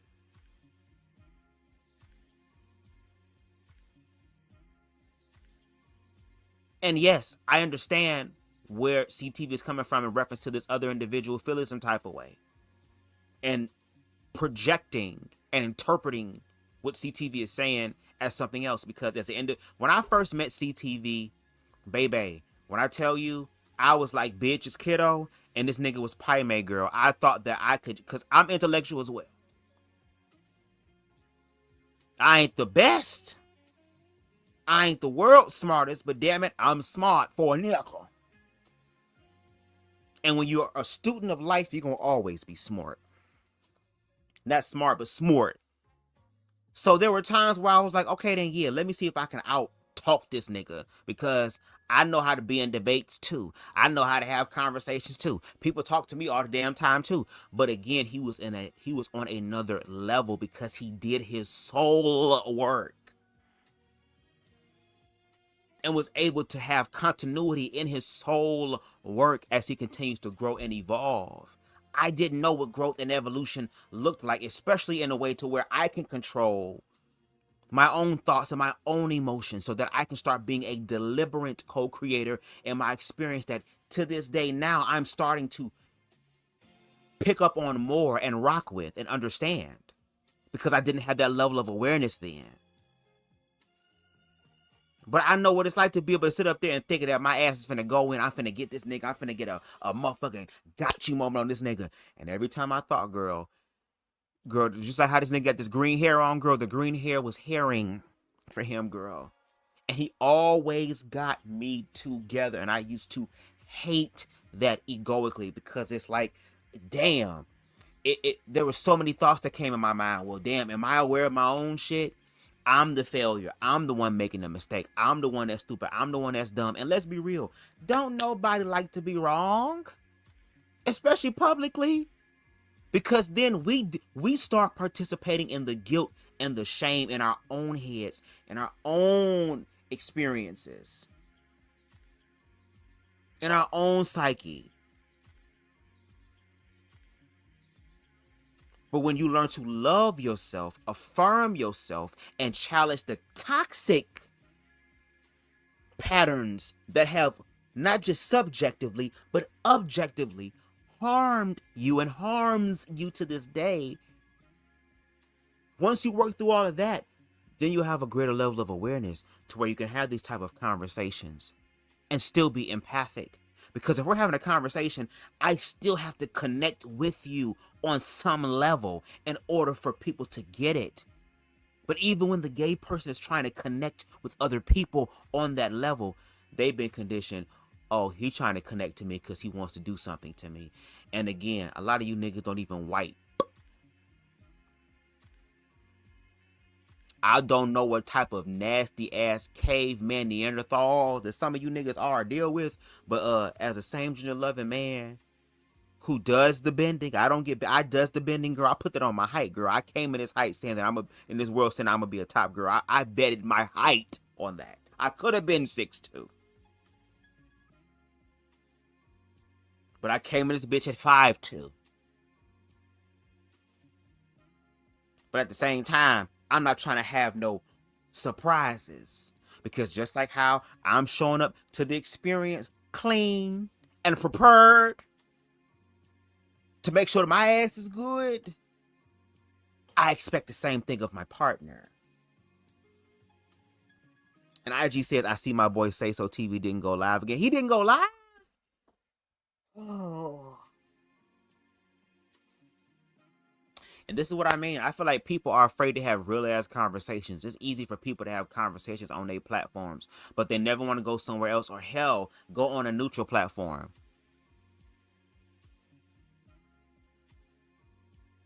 But it's people like CTV and myself and others who have went to other people's platforms, went to where they had home advantage, where they had privilege, where they had quote unquote control because they had the keys to their own kingdom. But they never really want to come over here. And again, like I said, if these conversations are too much to have on individuals' platforms, then have them in a neutral space. And let's see who's really objectively telling the truth. And short tops are the best? Oh, wow. I can't speak for other short niggas. I can only speak for myself. I know I am. Baby, because again, like CTV said, when you start dealing with the emotional aspect, when you start getting to the empathic mindset, when you also not just understand verbal communication, but you understand non-verbal communication about the way somebody moves or breathes or makes a sound and you're paying attention, baby. But see, a lot of these people are going to learn it's the application. It's the application. So yeah, shout out to the short top. Shout out to the team top. Shout out to the top bros, and no shade. Shout out to the top sis, because some of our sisters out here are tops, girl. So if you team top, girl, and you doing a good job at topping, which means that you taking care of the bottom, you making sure that the bottoms is fed after the experience, you are my brother, or my sister, or my relative. And if you want to feel sufficient and strong, I suggest every nigga who's going to be in a debate and a conversation, step your motherfucking weight up. Ooh. Step your motherfucking weight up. Step it up. Because I come to slay, in the words of Beyonce, bitch. I come to run it. I come to run it. And going to run it. Okay? I am going down in history, bitch. I'm preparing my life. Everything I do is in preparation to leave behind a crazy, dope-ass legacy. I ain't got nothing to do if no other nigga is aspiring to such highness. I don't have nothing to do with whether niggas practice their craft and their gifting in their off time. I ain't got nothing to do with that. I just know what the fuck I do. I just know how the fuck I come to the fucking table, okay? Okay? That's what I do. And no, we're not gonna make no apology for it. And guess what? I still fuck with you. Because it ain't personal. I never came to the table feeling personal, which is why let's finish having a whole conversation, right? So we were supposed to also talk about in this conversation today the fallout we had last week, okay? Because when I had initially reached out to this young man, it was about having him be a part of a panel that I'm hosting Sunday, okay? Where Black men get to speak their truth and their experiences about Black women.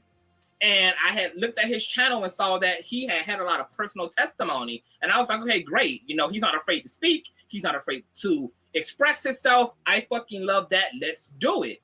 So I reached out to him and we got into a conversation about the gay shit because he noticed I was gay, obviously. I mean, that's not a fucking secret. Hey, how you doing? I'm gay.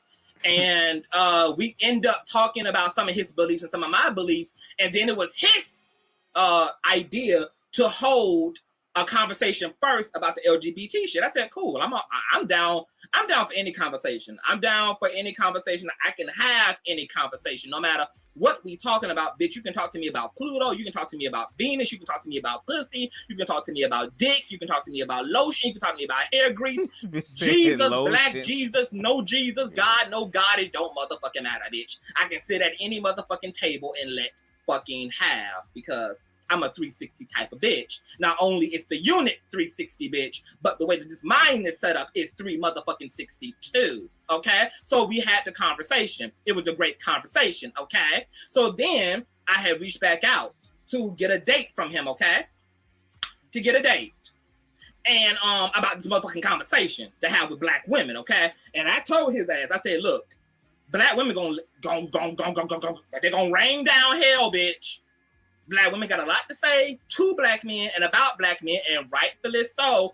And you know, I wanted to preparate him on this conversation because I wanted him to be successful when he went to address black women, because there's a science and an art form to communicating, okay? Especially when people are talking about their feelings, talking about their wounds, talking about what they believe, okay? And depending on how your ego set up, depending on how your perspective set up, bitch, you might tilt the Titanic and a bitch might be under and never to be found again. So we want the ship to stay afloat. We want to be able to have a fluid conversation, a healthy conversation, a grounded conversation, okay? And hopefully do some good in the community and let these dialogues inspire more dialogue between straight women and straight men. Now, mind you, bitch, I ain't straight. So ultimately, bitch, this is a community service for me because I'm a gay man. That means that the only thing that I have to actually deal with, bitch, is the ass and dick that I choose to take and be up inside of. You know, what goes on between straight niggas and what goes on between straight women ain't even none of my motherfucking business. But since I didn't see black straight men calling for conversation with black men want to talk about black women, but they don't want to talk to black women. I said, let me be the gay man, okay? And actually put a panel discussion together where black women and black men could do just that, address one another, okay? We still ended up getting on the gay shit. So he was like, hey, before we get to the woman, to the man on woman shit, let's have the gay conversation again. I was like, okay, cool. Now, I don't know what the fuck there is to really talk about because, I mean, 10 fucking hours long, we pretty much really went in. We have the conversation. Okay? He doing his thing, I'm doing my thing. Boom, bitch. I get muted. Bitch, I'm out. Though. Like, who the fuck you think you is? I don't give a fuck if this your platform or not. Like, you're going to respect me. And because I let you into my kingdom, and I let you rock for 10 hours, nigga. I've been on your shit for an hour and 20 minutes, and you already muting. You already yielding your power and your privilege, nigga. And you sat in my kingdom. You sat in our house in Conscious TV's dimension and realm amongst my citizens against with my tribe for 10 hours, and you rock, nigga. You rock. I let you rock. We're only 1 hour and 20 minutes in, bitch, to your shit. And guess what? I'm muted. Now, ain't that about a privilege thing? Ain't it kind of ironic that we talking about privilege and then the privileged motherfucker does the privilege thing? Isn't that about a bitch? Isn't it about a bitch that is the minority class always behaving better, always treating someone better, always for whatever reason, despite the circumstances, despite the systematic oppression, despite all of the unfair conditions they've had to live under, still for whatever reason, being able to stand up and yield to the better half of themselves and treat humanity in ways that they've never been treated. And how about a bitch, a privileged motherfucker who ain't never had to go through half the fucking fight and struggle that your ass have to go through, don't have to walk in your motherfucking shoes at all, then gets to decide if you're free to speak or not, baby. Not here, not today. Got me fucked up. Me fucked up. Me fucked up. I can't speak for who else you got fucked up, but for me, you got it fucked up. No shade.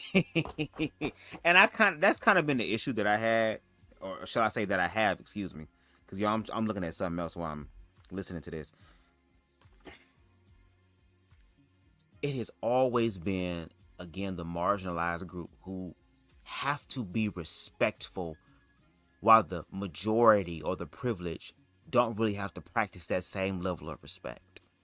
I literally would sit here and listen to other people in these red pill spaces when the queer people were in the comments where they could mute their comments, where they can set certain people to have their stuff filtered so we get to decide whether their comment wants to be up there, especially when you're just asking questions.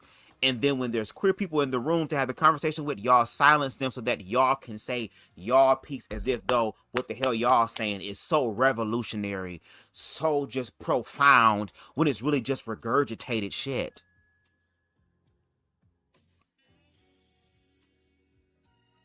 But then when the queer people actually get on the platform, then all of a sudden y'all want to have this kumbaya where we need to respect each other. No.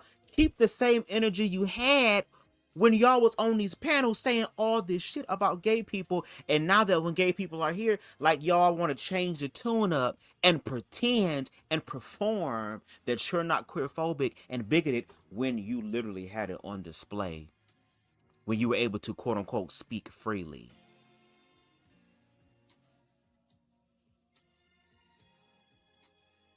And at this damn point, again, respect is earned. You ain't just gonna give somebody the respect just to give it to them. No, at this point, you're gonna have to earn the respect. And the way you earn that respect is by engaging in conversations and dialogue of understanding. That's how you get the respect. You don't get the respect through intimidation, through fear. You objectively, authentically get it through conversation and comprehension.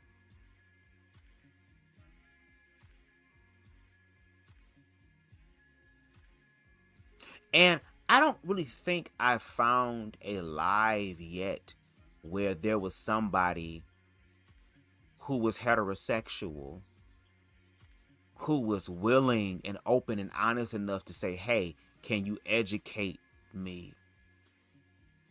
And they actually have an educational conversation to where they can say, you know what, even though my ego is triggered, even though my religiosity is triggered, even though there are thoughts running through my mind, I hear my grandmother, my grandfather, my mother, my father, my uncle, I hear the reverend, I hear the pastor, I hear the minister, I hear the deacon, deaconess, I hear the church people, I hear my friend, I hear their thoughts come across my head in reference to how evil and bad and wrong this is when you actually have a conversation with a real life queer person.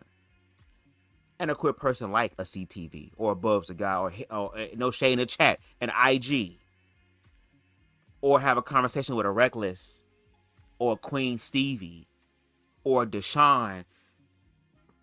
There is this internal conflict going on now. There is this mental conflict going on because now I'm having this present moment lived experience of another conscious human being having these conversations with me that I never ever had with other queer people or was considered taboo in the spaces that I was in, i.e. organized religion, to have these conversations to where now the present moment and the decades of indoctrination and fear inductions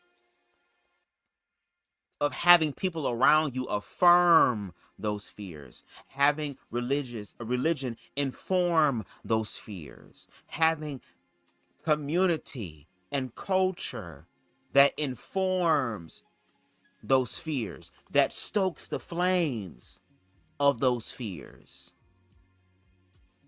It's a difficult thing to let go of. And then if your ass do let go of it, and you do walk in objective truth, now you also have the higher risk of being labeled as LGBT yourself, even though you're not LGBT. You're just another human being standing up for your fellow human being. See, this shit is all ass backwards. And then they get mad at people like CTV and others who call the shit out and call it out consistently, because I've been told, you know, this channel has always been a queer channel. I don't run from that. That is a part of my life experience being black and being queer. I don't run from it. I embrace it. Obviously, the universe set forth for me to live this experience, so I'm going to embrace it because there is information there that is beneficial for my growth and the growth of other people like myself. But I'm going to remain consistent because, again, these people consistently give information. I can go back in the past. Again, this is 5 years ago, and the talking points are still the same when it comes to the other side, when it comes down to queer people. And I hear it all the time, every single day, the same regurgitated ish. The same unchallenged ish. And now we're in a space where these people are in positions of power to where it's, oh, well, we can never ask questions. People got problems with asking questions. It's because some of y'all ask these basic ass questions, and then we give you answers to the basic ass questions, and you still can't comprehend it at the basis or the base of the situation. And it kind of pisses me off further because, again, we live in the era of information, the age of information. Everybody, if you have a cell phone, you literally have a super computer in your hand. You are walking around, we are walking around 24/7 with our cell phones literally glued to us. We are consistently looking at our phones all the time. Now, I don't text and drive, but there are people who text and drive. There are people who are in line at Starbucks. There are people who are in the elevator. There are people in other places, public places, who are always on their phone, and we're still this fucking ignorant. We're still this fucking stupid. We're still this fucking dense. But then when people start acting stupid, ignorant, and dense to your ass, now all of a sudden you have this awareness and clarity to be able to explain. Interesting. Which is why the universe, for these queerphobic ass, bigoted ass niggas, that's why that karmic boomerang is gonna boomerang the fuck back. And a lot of these queerphobic ass people, queerphobic ass biggest girl, y'all gonna be dealing with queer shit very, very close to the house. Very, very close to the lineage. Very, very close to the bloodline. And you can say you rebuke that in Jesus' name, but all that's gonna do is just make Jesus allow it to happen even faster and stronger. Because again, you're calling for your ego death. You're asking the universe to give you the ego death because what you resist will always persist. And the reason why it's going to persist is because you're giving resistant energy to what it is that you don't want. But I guess the universe can show y'all better than it can express itself through a human being to tell y'all. Period. Okay? Now, turning up, you know, I've come a long way. You guys know I've come a long way, bitch. You guys know I was the baddest goddamn roaster on this motherfucker back in 2018, slaying Kaya ass when she fell out with fucking Madison and shit. Like, I was the one dragging, bitch. Everybody knows that I drag. But I think that you all are able to reasonably see a change in Conscious TV, that I have more self-discipline.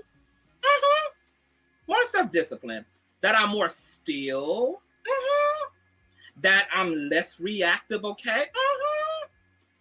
You know, I ain't gonna keep mentioning that fat, funky, bald-headed, small fro having ass motherfucker who decided she was gonna run her dick sucker against me, but didn't I let her stockpile up on talking shit about me before I ran through her ass for 20 minutes straight?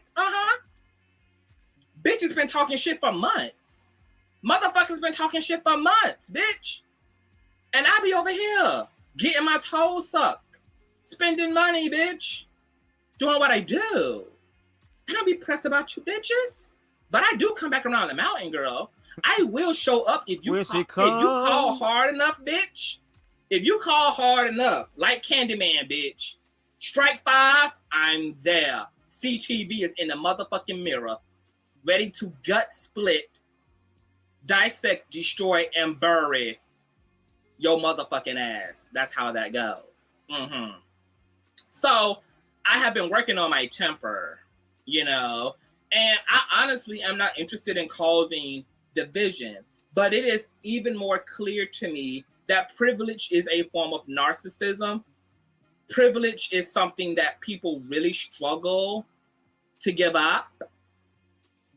And people with privilege oftentimes, instead of operating with compassion and actually just listening to the person who you don't have to be, listening to the person whose shoes you don't walk in, listening to them about their experience, there's really something really guttural about people having to confront their own fucking privilege. And it's sad. It's sad that I'm the better behaved person.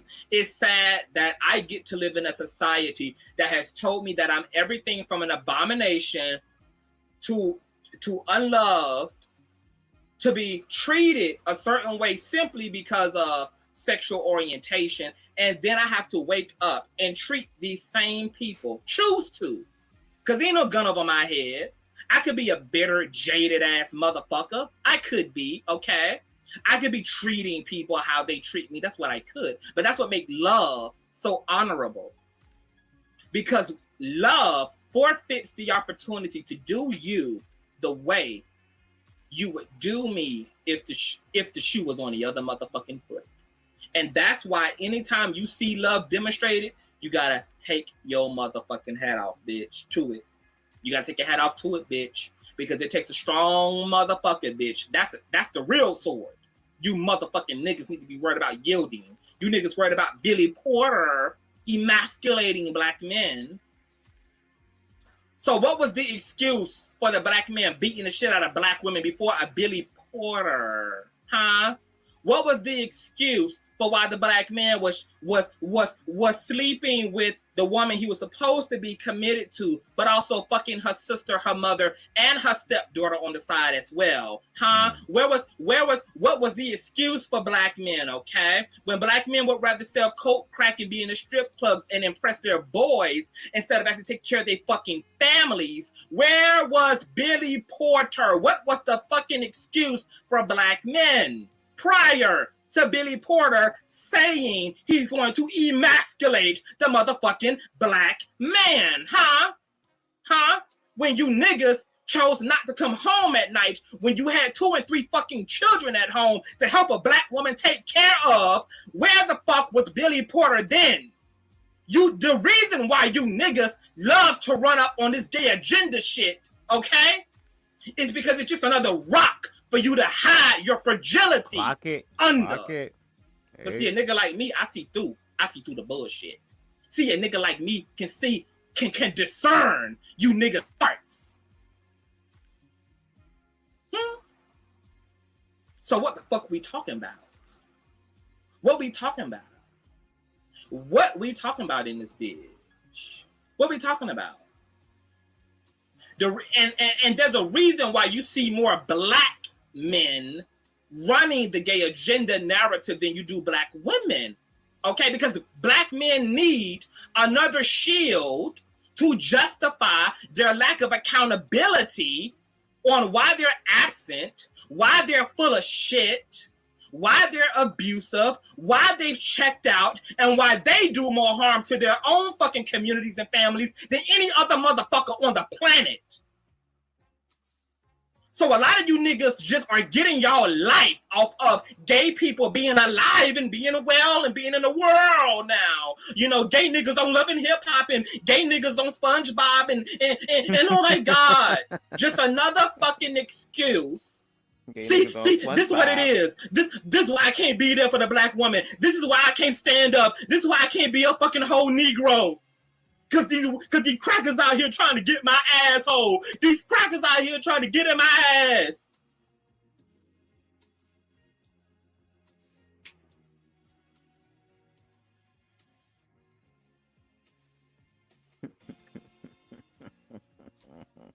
6:30 and no one knows she'll be there. Oh, bitch, I see this Wi-Fi acting right now. I see this Wi-Fi is acting right now. See, when I was on the other team's goddamn playing field, bitch, I was having all type of technicalities, all type of technical issues. But now that a bitch is on sacred ground, on conscious TV, bitch, we ain't had no interruptions. We ain't had no Wi-Fi shortages.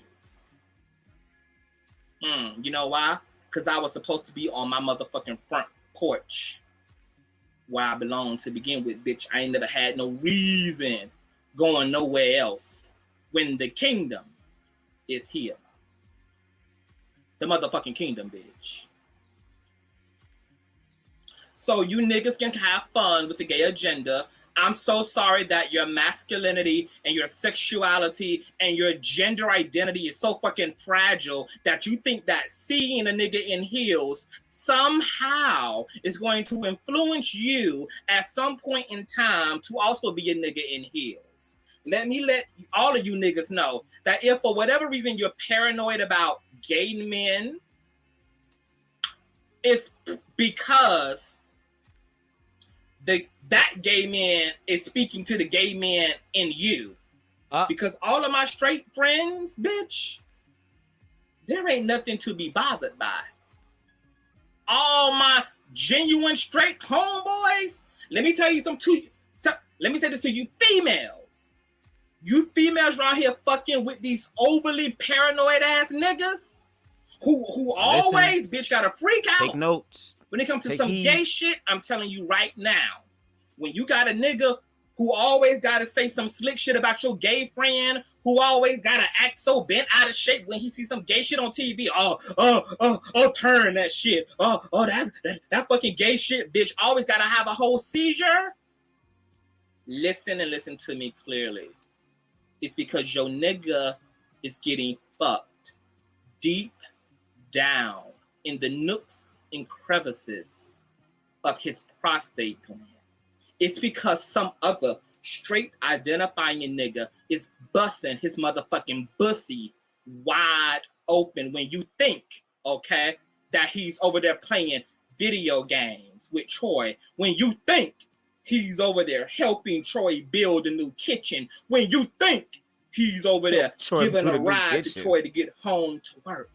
That nigga is getting his budussy bust stretched, caved the fuck in by some other woman's nigga who is pretending to be all pussy. Pretending to be all pussy. Okay? See, it's gonna take you black women to clean up homophobia. Because y'all should be the first ones giving a side eye to any motherfucking nigga who is that paranoid about a motherfucker being gay, being trans, being whatever. If that nigga is tripping, and I ain't talking about like, because it is levels to this shit.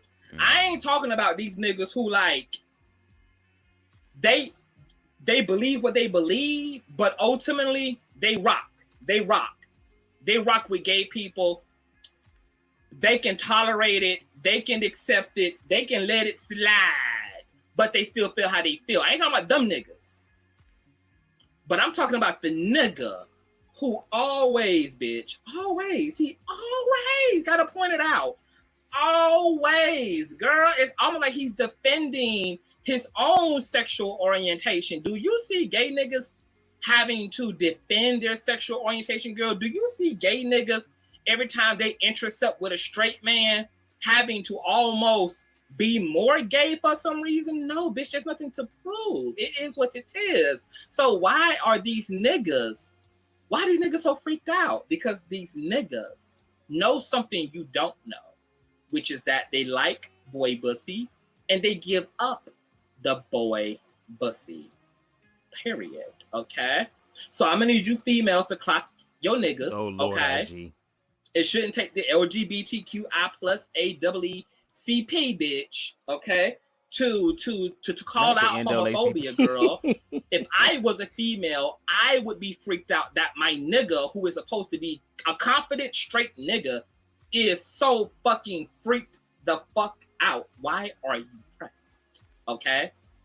And these niggas will use everything to justify, whether it be the Bible, whether it be the kids, whether it be whatever, okay? Now, this particular young man here, you know, I still have a lot of respect for him because I understand that people get to have a right to believe what they want to believe. Because for me, I'm not after changing nobody's belief system.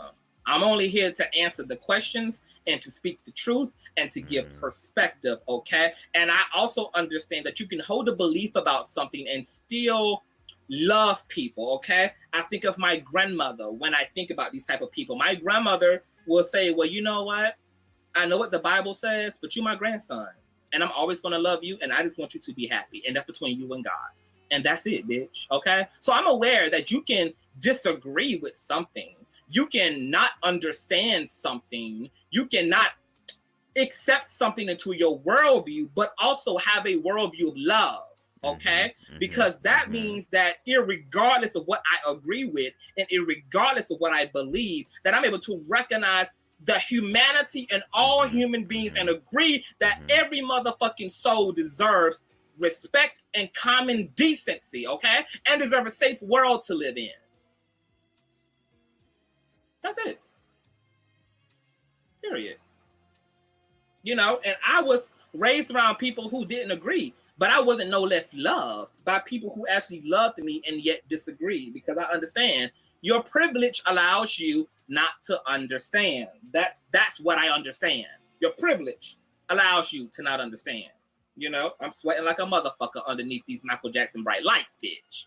You know, so I just wanted to come over here and finish, bitch, because I will not be muted. I have a platform of my own to finish my sentences on, girl. Where I'm stopped on one platform, I will end on this particular fucking platform, okay? There is no fucking silencing and muting of me, okay? Especially when I have respectfully waited my turn to speak, let you carry on in your Malcolm X Dr. King speech all summer long, and I'm finally given the opportunity to talk, and I'm not even addressing you. I'm addressing what you said, okay? And then I'm going to be interrupted, censored, and then ultimately muted, and you're going to think that's cute. On top of me allowing you, gracing you with the opportunity to be in my home over here on our platform, girl, and show you all the love and respect, girl. Let you get it all out, girl. Black women got fed up with your ass when you was over here. Gay people didn't know what they was trying to figure out, but yet, girl, we let you get it out. We let you articulate all your shit out. We let you carry on and transition the conversations. We let you rock, because that's what Southern hospitality is. And over here, we are hospitable folk. We're hospitable people, okay? Hospitable. Now, still love the brother, but it is what it is. You know, you don't silence me. I'm fucking grown. And I don't give a fuck where I am. I'm grown on this platform and I'm grown on your platform. And that mute button should only work when it's your turn to talk, okay? Your turn to talk. If you choose to mute me so that you can take the turn given to you, perfectly fine. But I'm not over talking you. I'm not even addressing you personally. And you're going to mute me because these words are hitting you in ways that are none of my fucking personal problem or business. I'm rocking, handling my side of the conversation. I'm showing up for my side of the discussion, girl. So you mute it, and then I hit that eject button, and it's just that. And once again, lovely motherfucking mod, Taurus vibes, put up the email. If any of you pussy ass niggas are in your feelings and have threats, and you want to make good on those, email conscious, and that's conscious with the Z, TD at gmail.com, not AOL, not Yahoo, bitch, but gmail.com, okay? Okay, and I can formally invite you to the Ponderosa. Now, before I exit this motherfucking live, and this is the last that I will address, okay, the debacle that ensued today. Because I could have stayed and carry on. My lower nature would say, no, bitch, you stay right here, bitch. As soon as he unmute your ass, girl, you... I said, you know what? No. Because, see, even that's going to be used against me.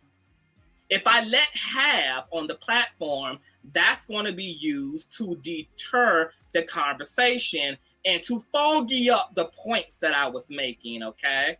So, no, I ain't going to give you that. Because you want me to show my ass.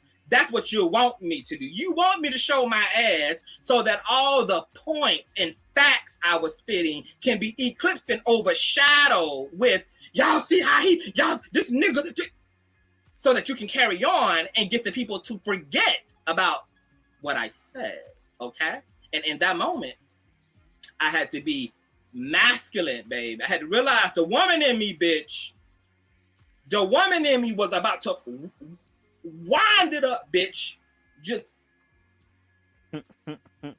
bitch, I was about to windmill it up, bitch.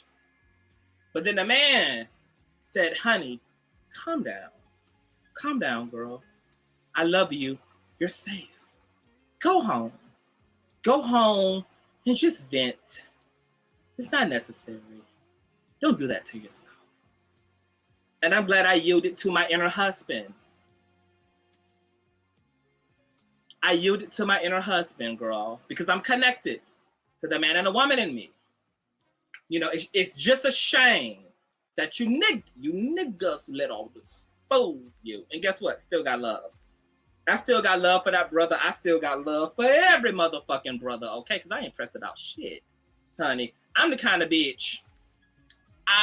I will chastise you, beat your ass, push you clean the fuck out, okay? Yield the ultimate scorpion tail on that ass and tell you to get your ass to this goddamn table for dinner. Because we gonna sit down and bitch, we gonna eat. And you are going to enjoy the meal that I just slaved over, motherfucker. That's what you is gonna do, bro. We are going to sit here like a healthy family, girl, and we're going to enjoy the meal. Yes, we are, girl. Because that's how I was raised. My mother stood up for herself, rightfully so, but she always brought it back to love. You know, she never allowed her emotions, as strong as they would get, as wild as they would get, as intense as they would get. She always had that command over herself and brought it back to love, baby. I love you. And fuck you. Fuck you. And I love you. Just like that. Just like that. This is why I love me some conscious TV, baby. You got to. You got to love me. I'm a lovable motherfucker. You are the kind of guy that they need in their corner, though. How else are we all going to understand what that's? Well, exactly, you know, and I understand the hurt. I understand the pain. I understand how Black men feel underhanded. They feel bamboozled by the entire system, and they have been. And that's the point I'm trying to make, bitch. We're not your enemies. Lesbians, trans, gay men, we're not your enemies, bitch. We, especially Black queer people, bitch, we want, because these are our people, girl. Like, we're both Black and queer. I want to see the evolution and advancement of my own people the way that King, Dr. King, Malcolm X, Harriet Tubman, bitch. I'm ready to find the Underground Railroad too, girl. I'm ready to put a shotgun to a motherfucking head and say, bitch, you turn your ass around and give us up to Master, girl. You're not going to make it back alive, boo. Unfortunately, you only have the option to move forward, okay? You only have the option to walk the yellow brick road and to be on the straight and narrow. Okay, if you want to go back to Massa, I'm going to have to send you back to him in pieces because you're not going to sabotage our advancement. But deep down somewhere, Black men believe they can do it without us. Bitch, y'all ain't been able to do a goddamn thing without us. Not nothing. You ain't been able to take care of your kids without us. You ain't been able to raise your churches without us. You ain't been able to fucking wear Gucci, Prada, Louis, girl. You wasn't even allowed to even develop a fashion sense without us, nigga. All y'all niggas talk all this shit about queer people and queer men just to get to celebrity and get to wealth and get to richness and be wearing all the gay designer shit. Make it make motherfucking sense. Make it make motherfucking sense. Make it make motherfucking, and it's 11/11, or at least it was. We need everybody. We need everybody. Black queer people need the Black community. We need each other. Period. Period. While we here talking about Billy fucking Porter and Kevin fucking Hart, two rich motherfuckers who are in better financial positions than you and I, sir. I would rather not spend our time talking about two irrelevant celebrity motherfuckers and spend time talking about the actual system of emasculating, okay? That's where you can bring in the conversations about welfare. That's where you can bring in the conversations, okay, about Black men not being allowed to be in the homes of Black women who have kids, but who are getting government assistance. That's when you get into all of the actual system. We here talking about two celebrity niggas. Is this what you niggas think this is about? Kevin Hart don't even have the fucking power to fucking even give himself a fucking job. So how much fucking power does he have about anything? Billy fucking Porter has to fucking audition. Even if he got to suck dick to get the part, he's not even in a position to elevate himself because he ain't got that kind of fucking power. He got to fight in this industry to get his acting roles and to get his check, just like any fucking body else. So how much fucking power he has to fucking emasculate you when he barely fucking surviving as a queer nigga in Hollywood. And you niggas think. And we also learned the history. Again, shout out to T.S. Madison, who sat down with Billy Porter, I want to say a few months ago, if I'm not mistaken. And literally he shared his experience with her about how he was in the entertainment industry, how he shifted from the Billy Porter we knew as a singer back in the day to the Billy Porter we know now as the entertainer, and the hardships and the struggles that he still has to deal with. And again, if Billy Porter and Uncle Clifford and RuPaul and all these people are so powerful to just transmute the minds of adults and youth alike, then there should be no homosexuality at all, because this is, the majority is heterosexual, if I'm not mistaken, correct? Again, growing up in a two-parent household, heterosexual representation around me the entire time. The only queer things were things to be laughed at, to be demonized, to be ostracized, or like CTV said, to be seen as the scarlet letter to cast your stones at, even though you ain't supposed to be throwing stones according to the book, right, from the Lord Savior, correct?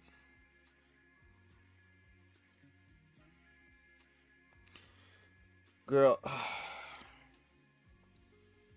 I really ain't got a lot to say because CTV really saying all of it. So again, a lot of time when that nigga be speaking, girl, my ass be in student mode, even when it is an old ass live.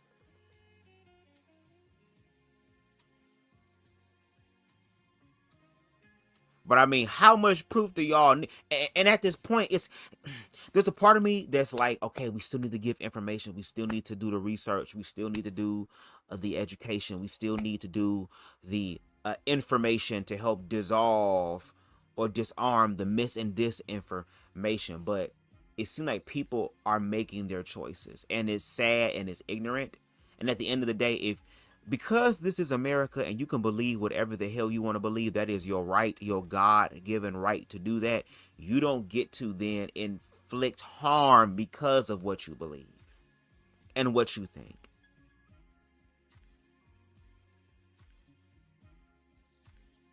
Baby, it is so much. It is so much. And it's like, yeah, going forward, not only am I going to have to do these lives myself, I'm going to have to start doing panel discussions as well. Shout out to CTV for doing that. Shout out to Reckless for doing that. I'm going to be doing that. There's a lot of things that I want to do with this channel, and I do want to have panel discussions because I don't want it to be just me talking. Now, yes, this is my channel. This is my ish. I hold the keys to this kingdom, so I'm going to be able to say what I want to say. But again, there are other people in the queer community a few outside, again, shout out to Boss Man, who was able to look at the blind spots, who was able to help further the expansion of the gray area. Because at the end of the day, all of these labels, all of these lines of division that has been placed on all of us, the fear to keep us from uniting, like, there is so much that we could do together as an actual community. And we're not talking about in a one-way relationship or connection or partnership. No, we're talking about it's going to have to be a two-way street. It has to be. Which is why, again, for those of us that want to see change, we have to be the change that we seek. So we have to use our platforms to have these conversations. Shout out to Queen Stevie, who every day is using her platform for advocacy, for community work, and does it in her own unique queen way. Shout out to Reckless. Shout out to myself. Shout out to Conscious TV. Shout out to other people using their platforms to educate. Because people are being harmed by the mis and disinformation. And any one of us can be harmed because of the mis and disinformation. I don't sit up here and be like, oh, well, that's never going to happen to me. I'm exempt. Baby, we are all human beings, which means we are all in this boat together. We are all in this experience together. And even though I hate this movie, in the words of High School Musical, we're all in this together. And this administration continuously shows us that. And it's like, girl, the fact that I can pull up shit from 5, 10, 15 years ago,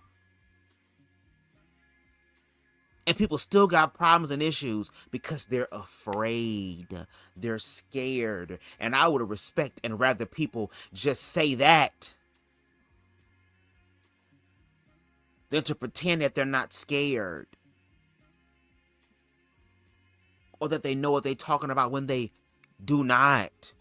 And the fact that this is being done publicly, the fact that ignorant ass, bigoted ass people speaking real big ish on their platforms around a bunch of other individuals who don't educate themselves either. And then when they actually come across the people that they have a perspective about, not no real ass knowledge, but perspectives and projections about, when they finally get them on a platform to have these conversations and all that projection is exposed.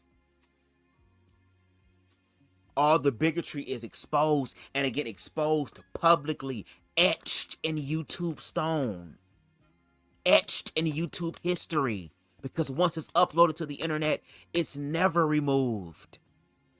Somebody got a screen recording of it. Somebody got a download, which is why when people get online, they need to think and think twice. That's why I'm glad that my ass stutter. Cause baby, you gonna have to make sure you watching me to be able to catch what the hell BubzDaGawd said. He said what? Cause one moment he sounded like Porky Pig, and then he got back on the thing. Yeah, cause my mind, I guess that's a safeguard for me, girl. If I could just say what the hell that the intrusive thoughts, then yeah, I probably would get canceled. Cause again, I overthink. And baby, it'd be a lot of thoughts that run through my damn head to where it's like, baby, if I just let all my intrusive thoughts come, girl, hoes will be looking for me. And even in that self-defense mode, I'm overthinking, because a part of me will be like, bitch, here I go. And the nigga over here thinking, and the nigga over here running sequences in his head like he motherfucking Albert Wesker in this mug.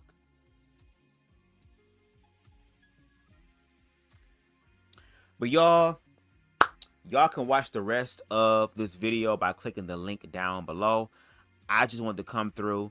Again, I was up earlier this morning, and I was like, you know, let me go ahead and go live, because again, I'm going to be busy for the rest of this week. So if I have an opportunity, if I have a chance, I'll try to squeeze in a live.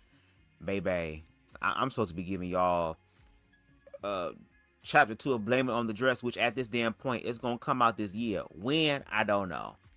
Because again, other stuff is popping off.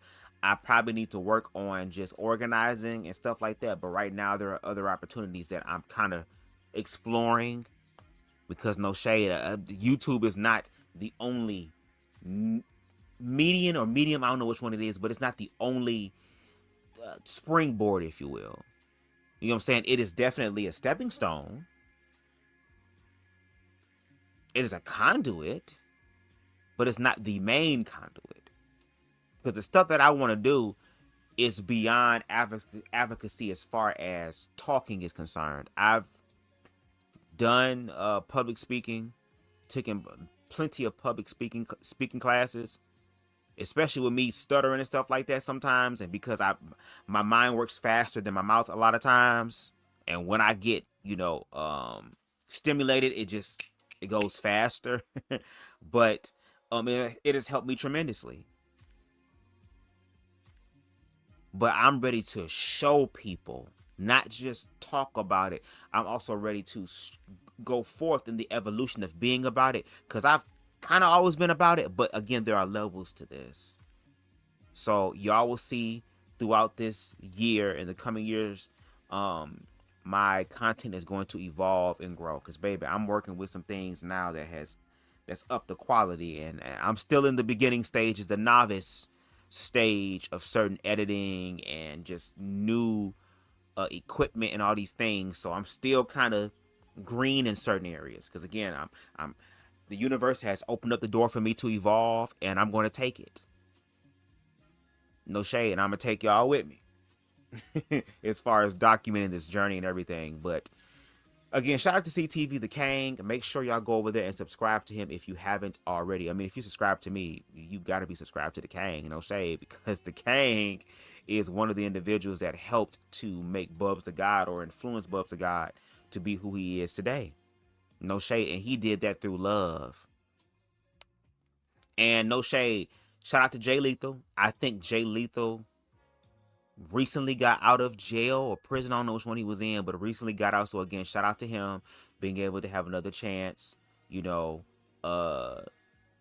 get some shit done or get some shit right. I think he still does content. I haven't checked or watched any of the new content.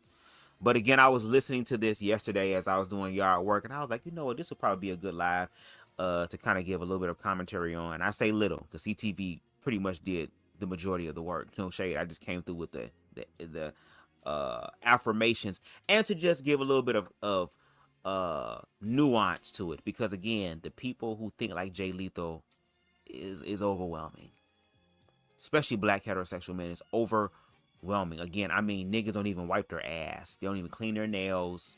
I watched a video or a reel a few days ago where a nigga said, if your underwear don't smell like a little bit of dookie, the nigga you gay. What?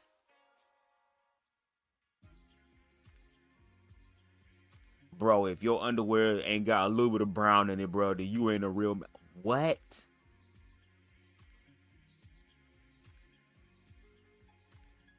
Y'all niggas over here throwing off females' pH balances, but y'all want to sit over here and talk about gay niggas.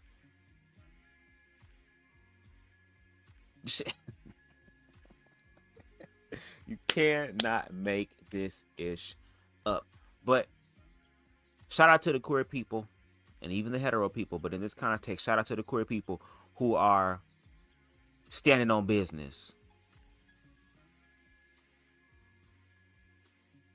who is holding these niggas accountable. And it's the age of accountability for everybody. Ain't nobody exempt, which is why self-love is important, because when you work on self-love, you are holding yourself accountable.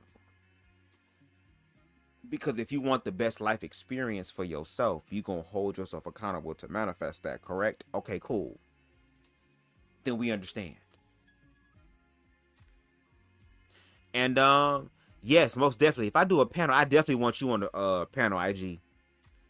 I'm going to have to make sure that my ass read the hell up. Because I've been on the edible kick these past few weeks. I have a little bit of, a little bit of the herb or whatever. But when you come up there with that damn bomb, I'll be like, damn, I'm going to have to buy me one. Because I've been hitting the herb, since 2017? For real? And I still ain't got me a damn bong. Now, I got me like a small little glass bong pipe thing or whatever, but I ain't got no big one. You know what I'm saying? But most definitely, if I had that panel, you're gonna definitely be on there, man. And if you can come through to the lives, I know my lives are kind of sporadic and spur of the moment, but you know, if you ever get a chance to come through, that would be dope, because I really do appreciate your perspective. And whenever you on CTV's platform, I'd be like, cool, I know this is gonna be a good conversation, because y'all, I like intellectual people. I like people that can have my ass shut up, and I'm sitting there like, interesting. Got my eyes closed because I'm high. I ain't sleep. I'm just visualizing as you're talking. Okay, if I was asleep, I'd be slumped over. But this is just another way for me to receive the information. You kind of, you know, like when people be driving, especially black people, when they driving and trying to find an address, they got to turn the music down a little bit to look and find the address, girl. The music throwing them off. It's kind of like that in a twisted way. No shade.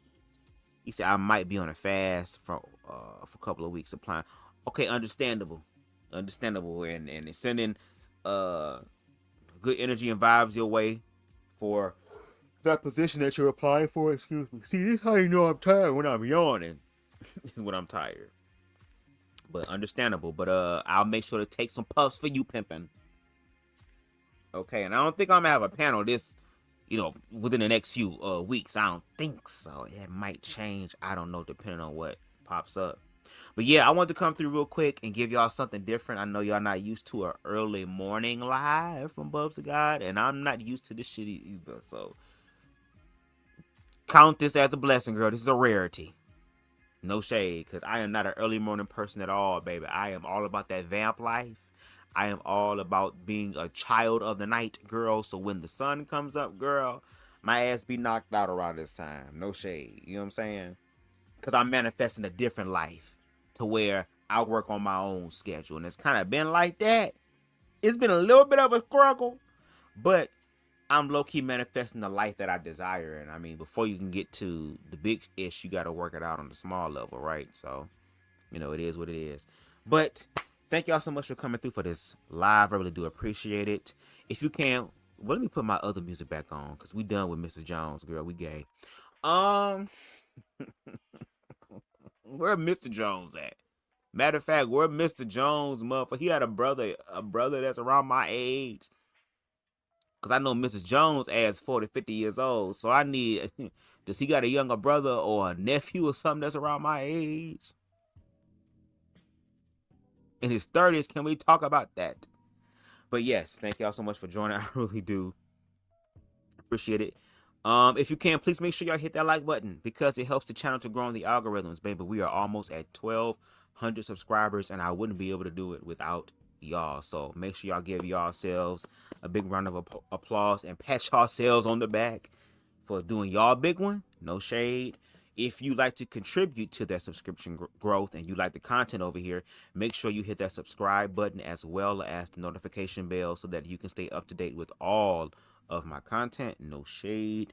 If there's anything that I've said in this live that you agree with or disagree with, if you want to just read me for filth, if you want to just drag me down to hell, girl, because that's where my ass going, so you kind of want to get me acclimated with the place, girl, like a real estate agent, you definitely have permission to use this live or any of the content on this platform.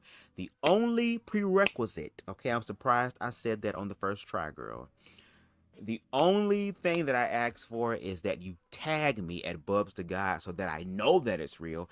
And if you definitely feel compelled, you can hit that Cash App at the bottom of the screen, scrolling down there, okay? $ Conscious TV, okay? And make sure you put in the message, this is for BubzDaGawd, because if not, Miss Mamas is going to either put it on her face with makeup, put it in her hair with hair, girl, or she's going to put it in her stomach, girl, with food. So make sure you label it for BubzDaGawd, okay?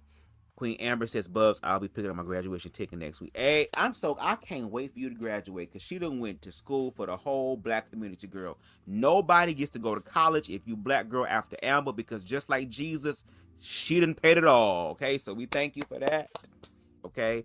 Okay, cool. I should be back on the AAA, okay? Come on. She says someone over. Come on, confunction.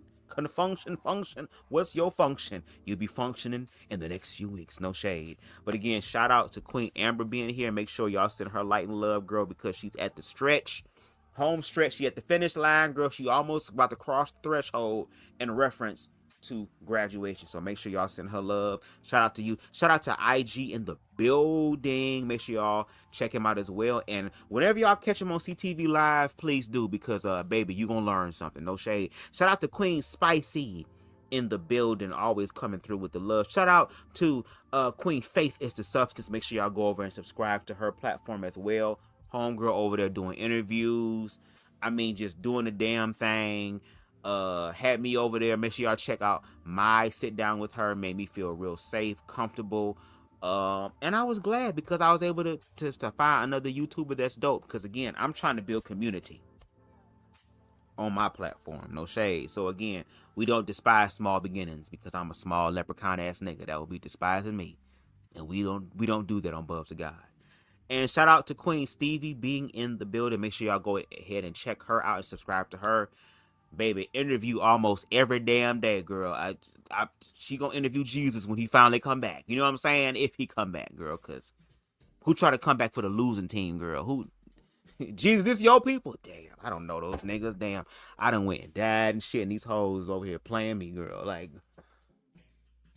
I gave them niggas a pass, girl. My father was getting ready to burn it all down, girl. My father was about to be like the first guy, girl, and the first and send a flood, girl, to get rid of the abominations, because the fucking Nephilims and the humans made it together, girl.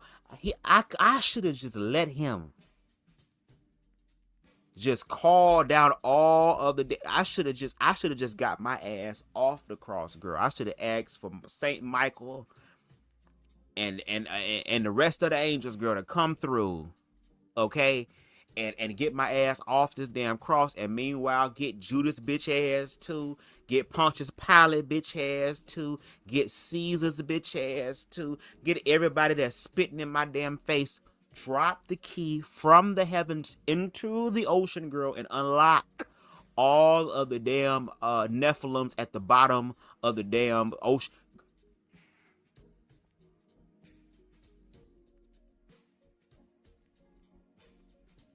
But if he happens to come back, Queen Stevie gonna interview him. I just want to say that. But again, shout out to y'all for coming through on this Monday morning. Shout out to the Bush babies. Shout out to the lurking ass niggas, girl. Okay, and shout out to the replay gang. Y'all enjoy the rest of y'all morning. And yeah, baby, we'll be back when we back. Okay. Until next time, y'all. Peace. Can be anything I choose in this round. We are a sound vibration too deep to tell.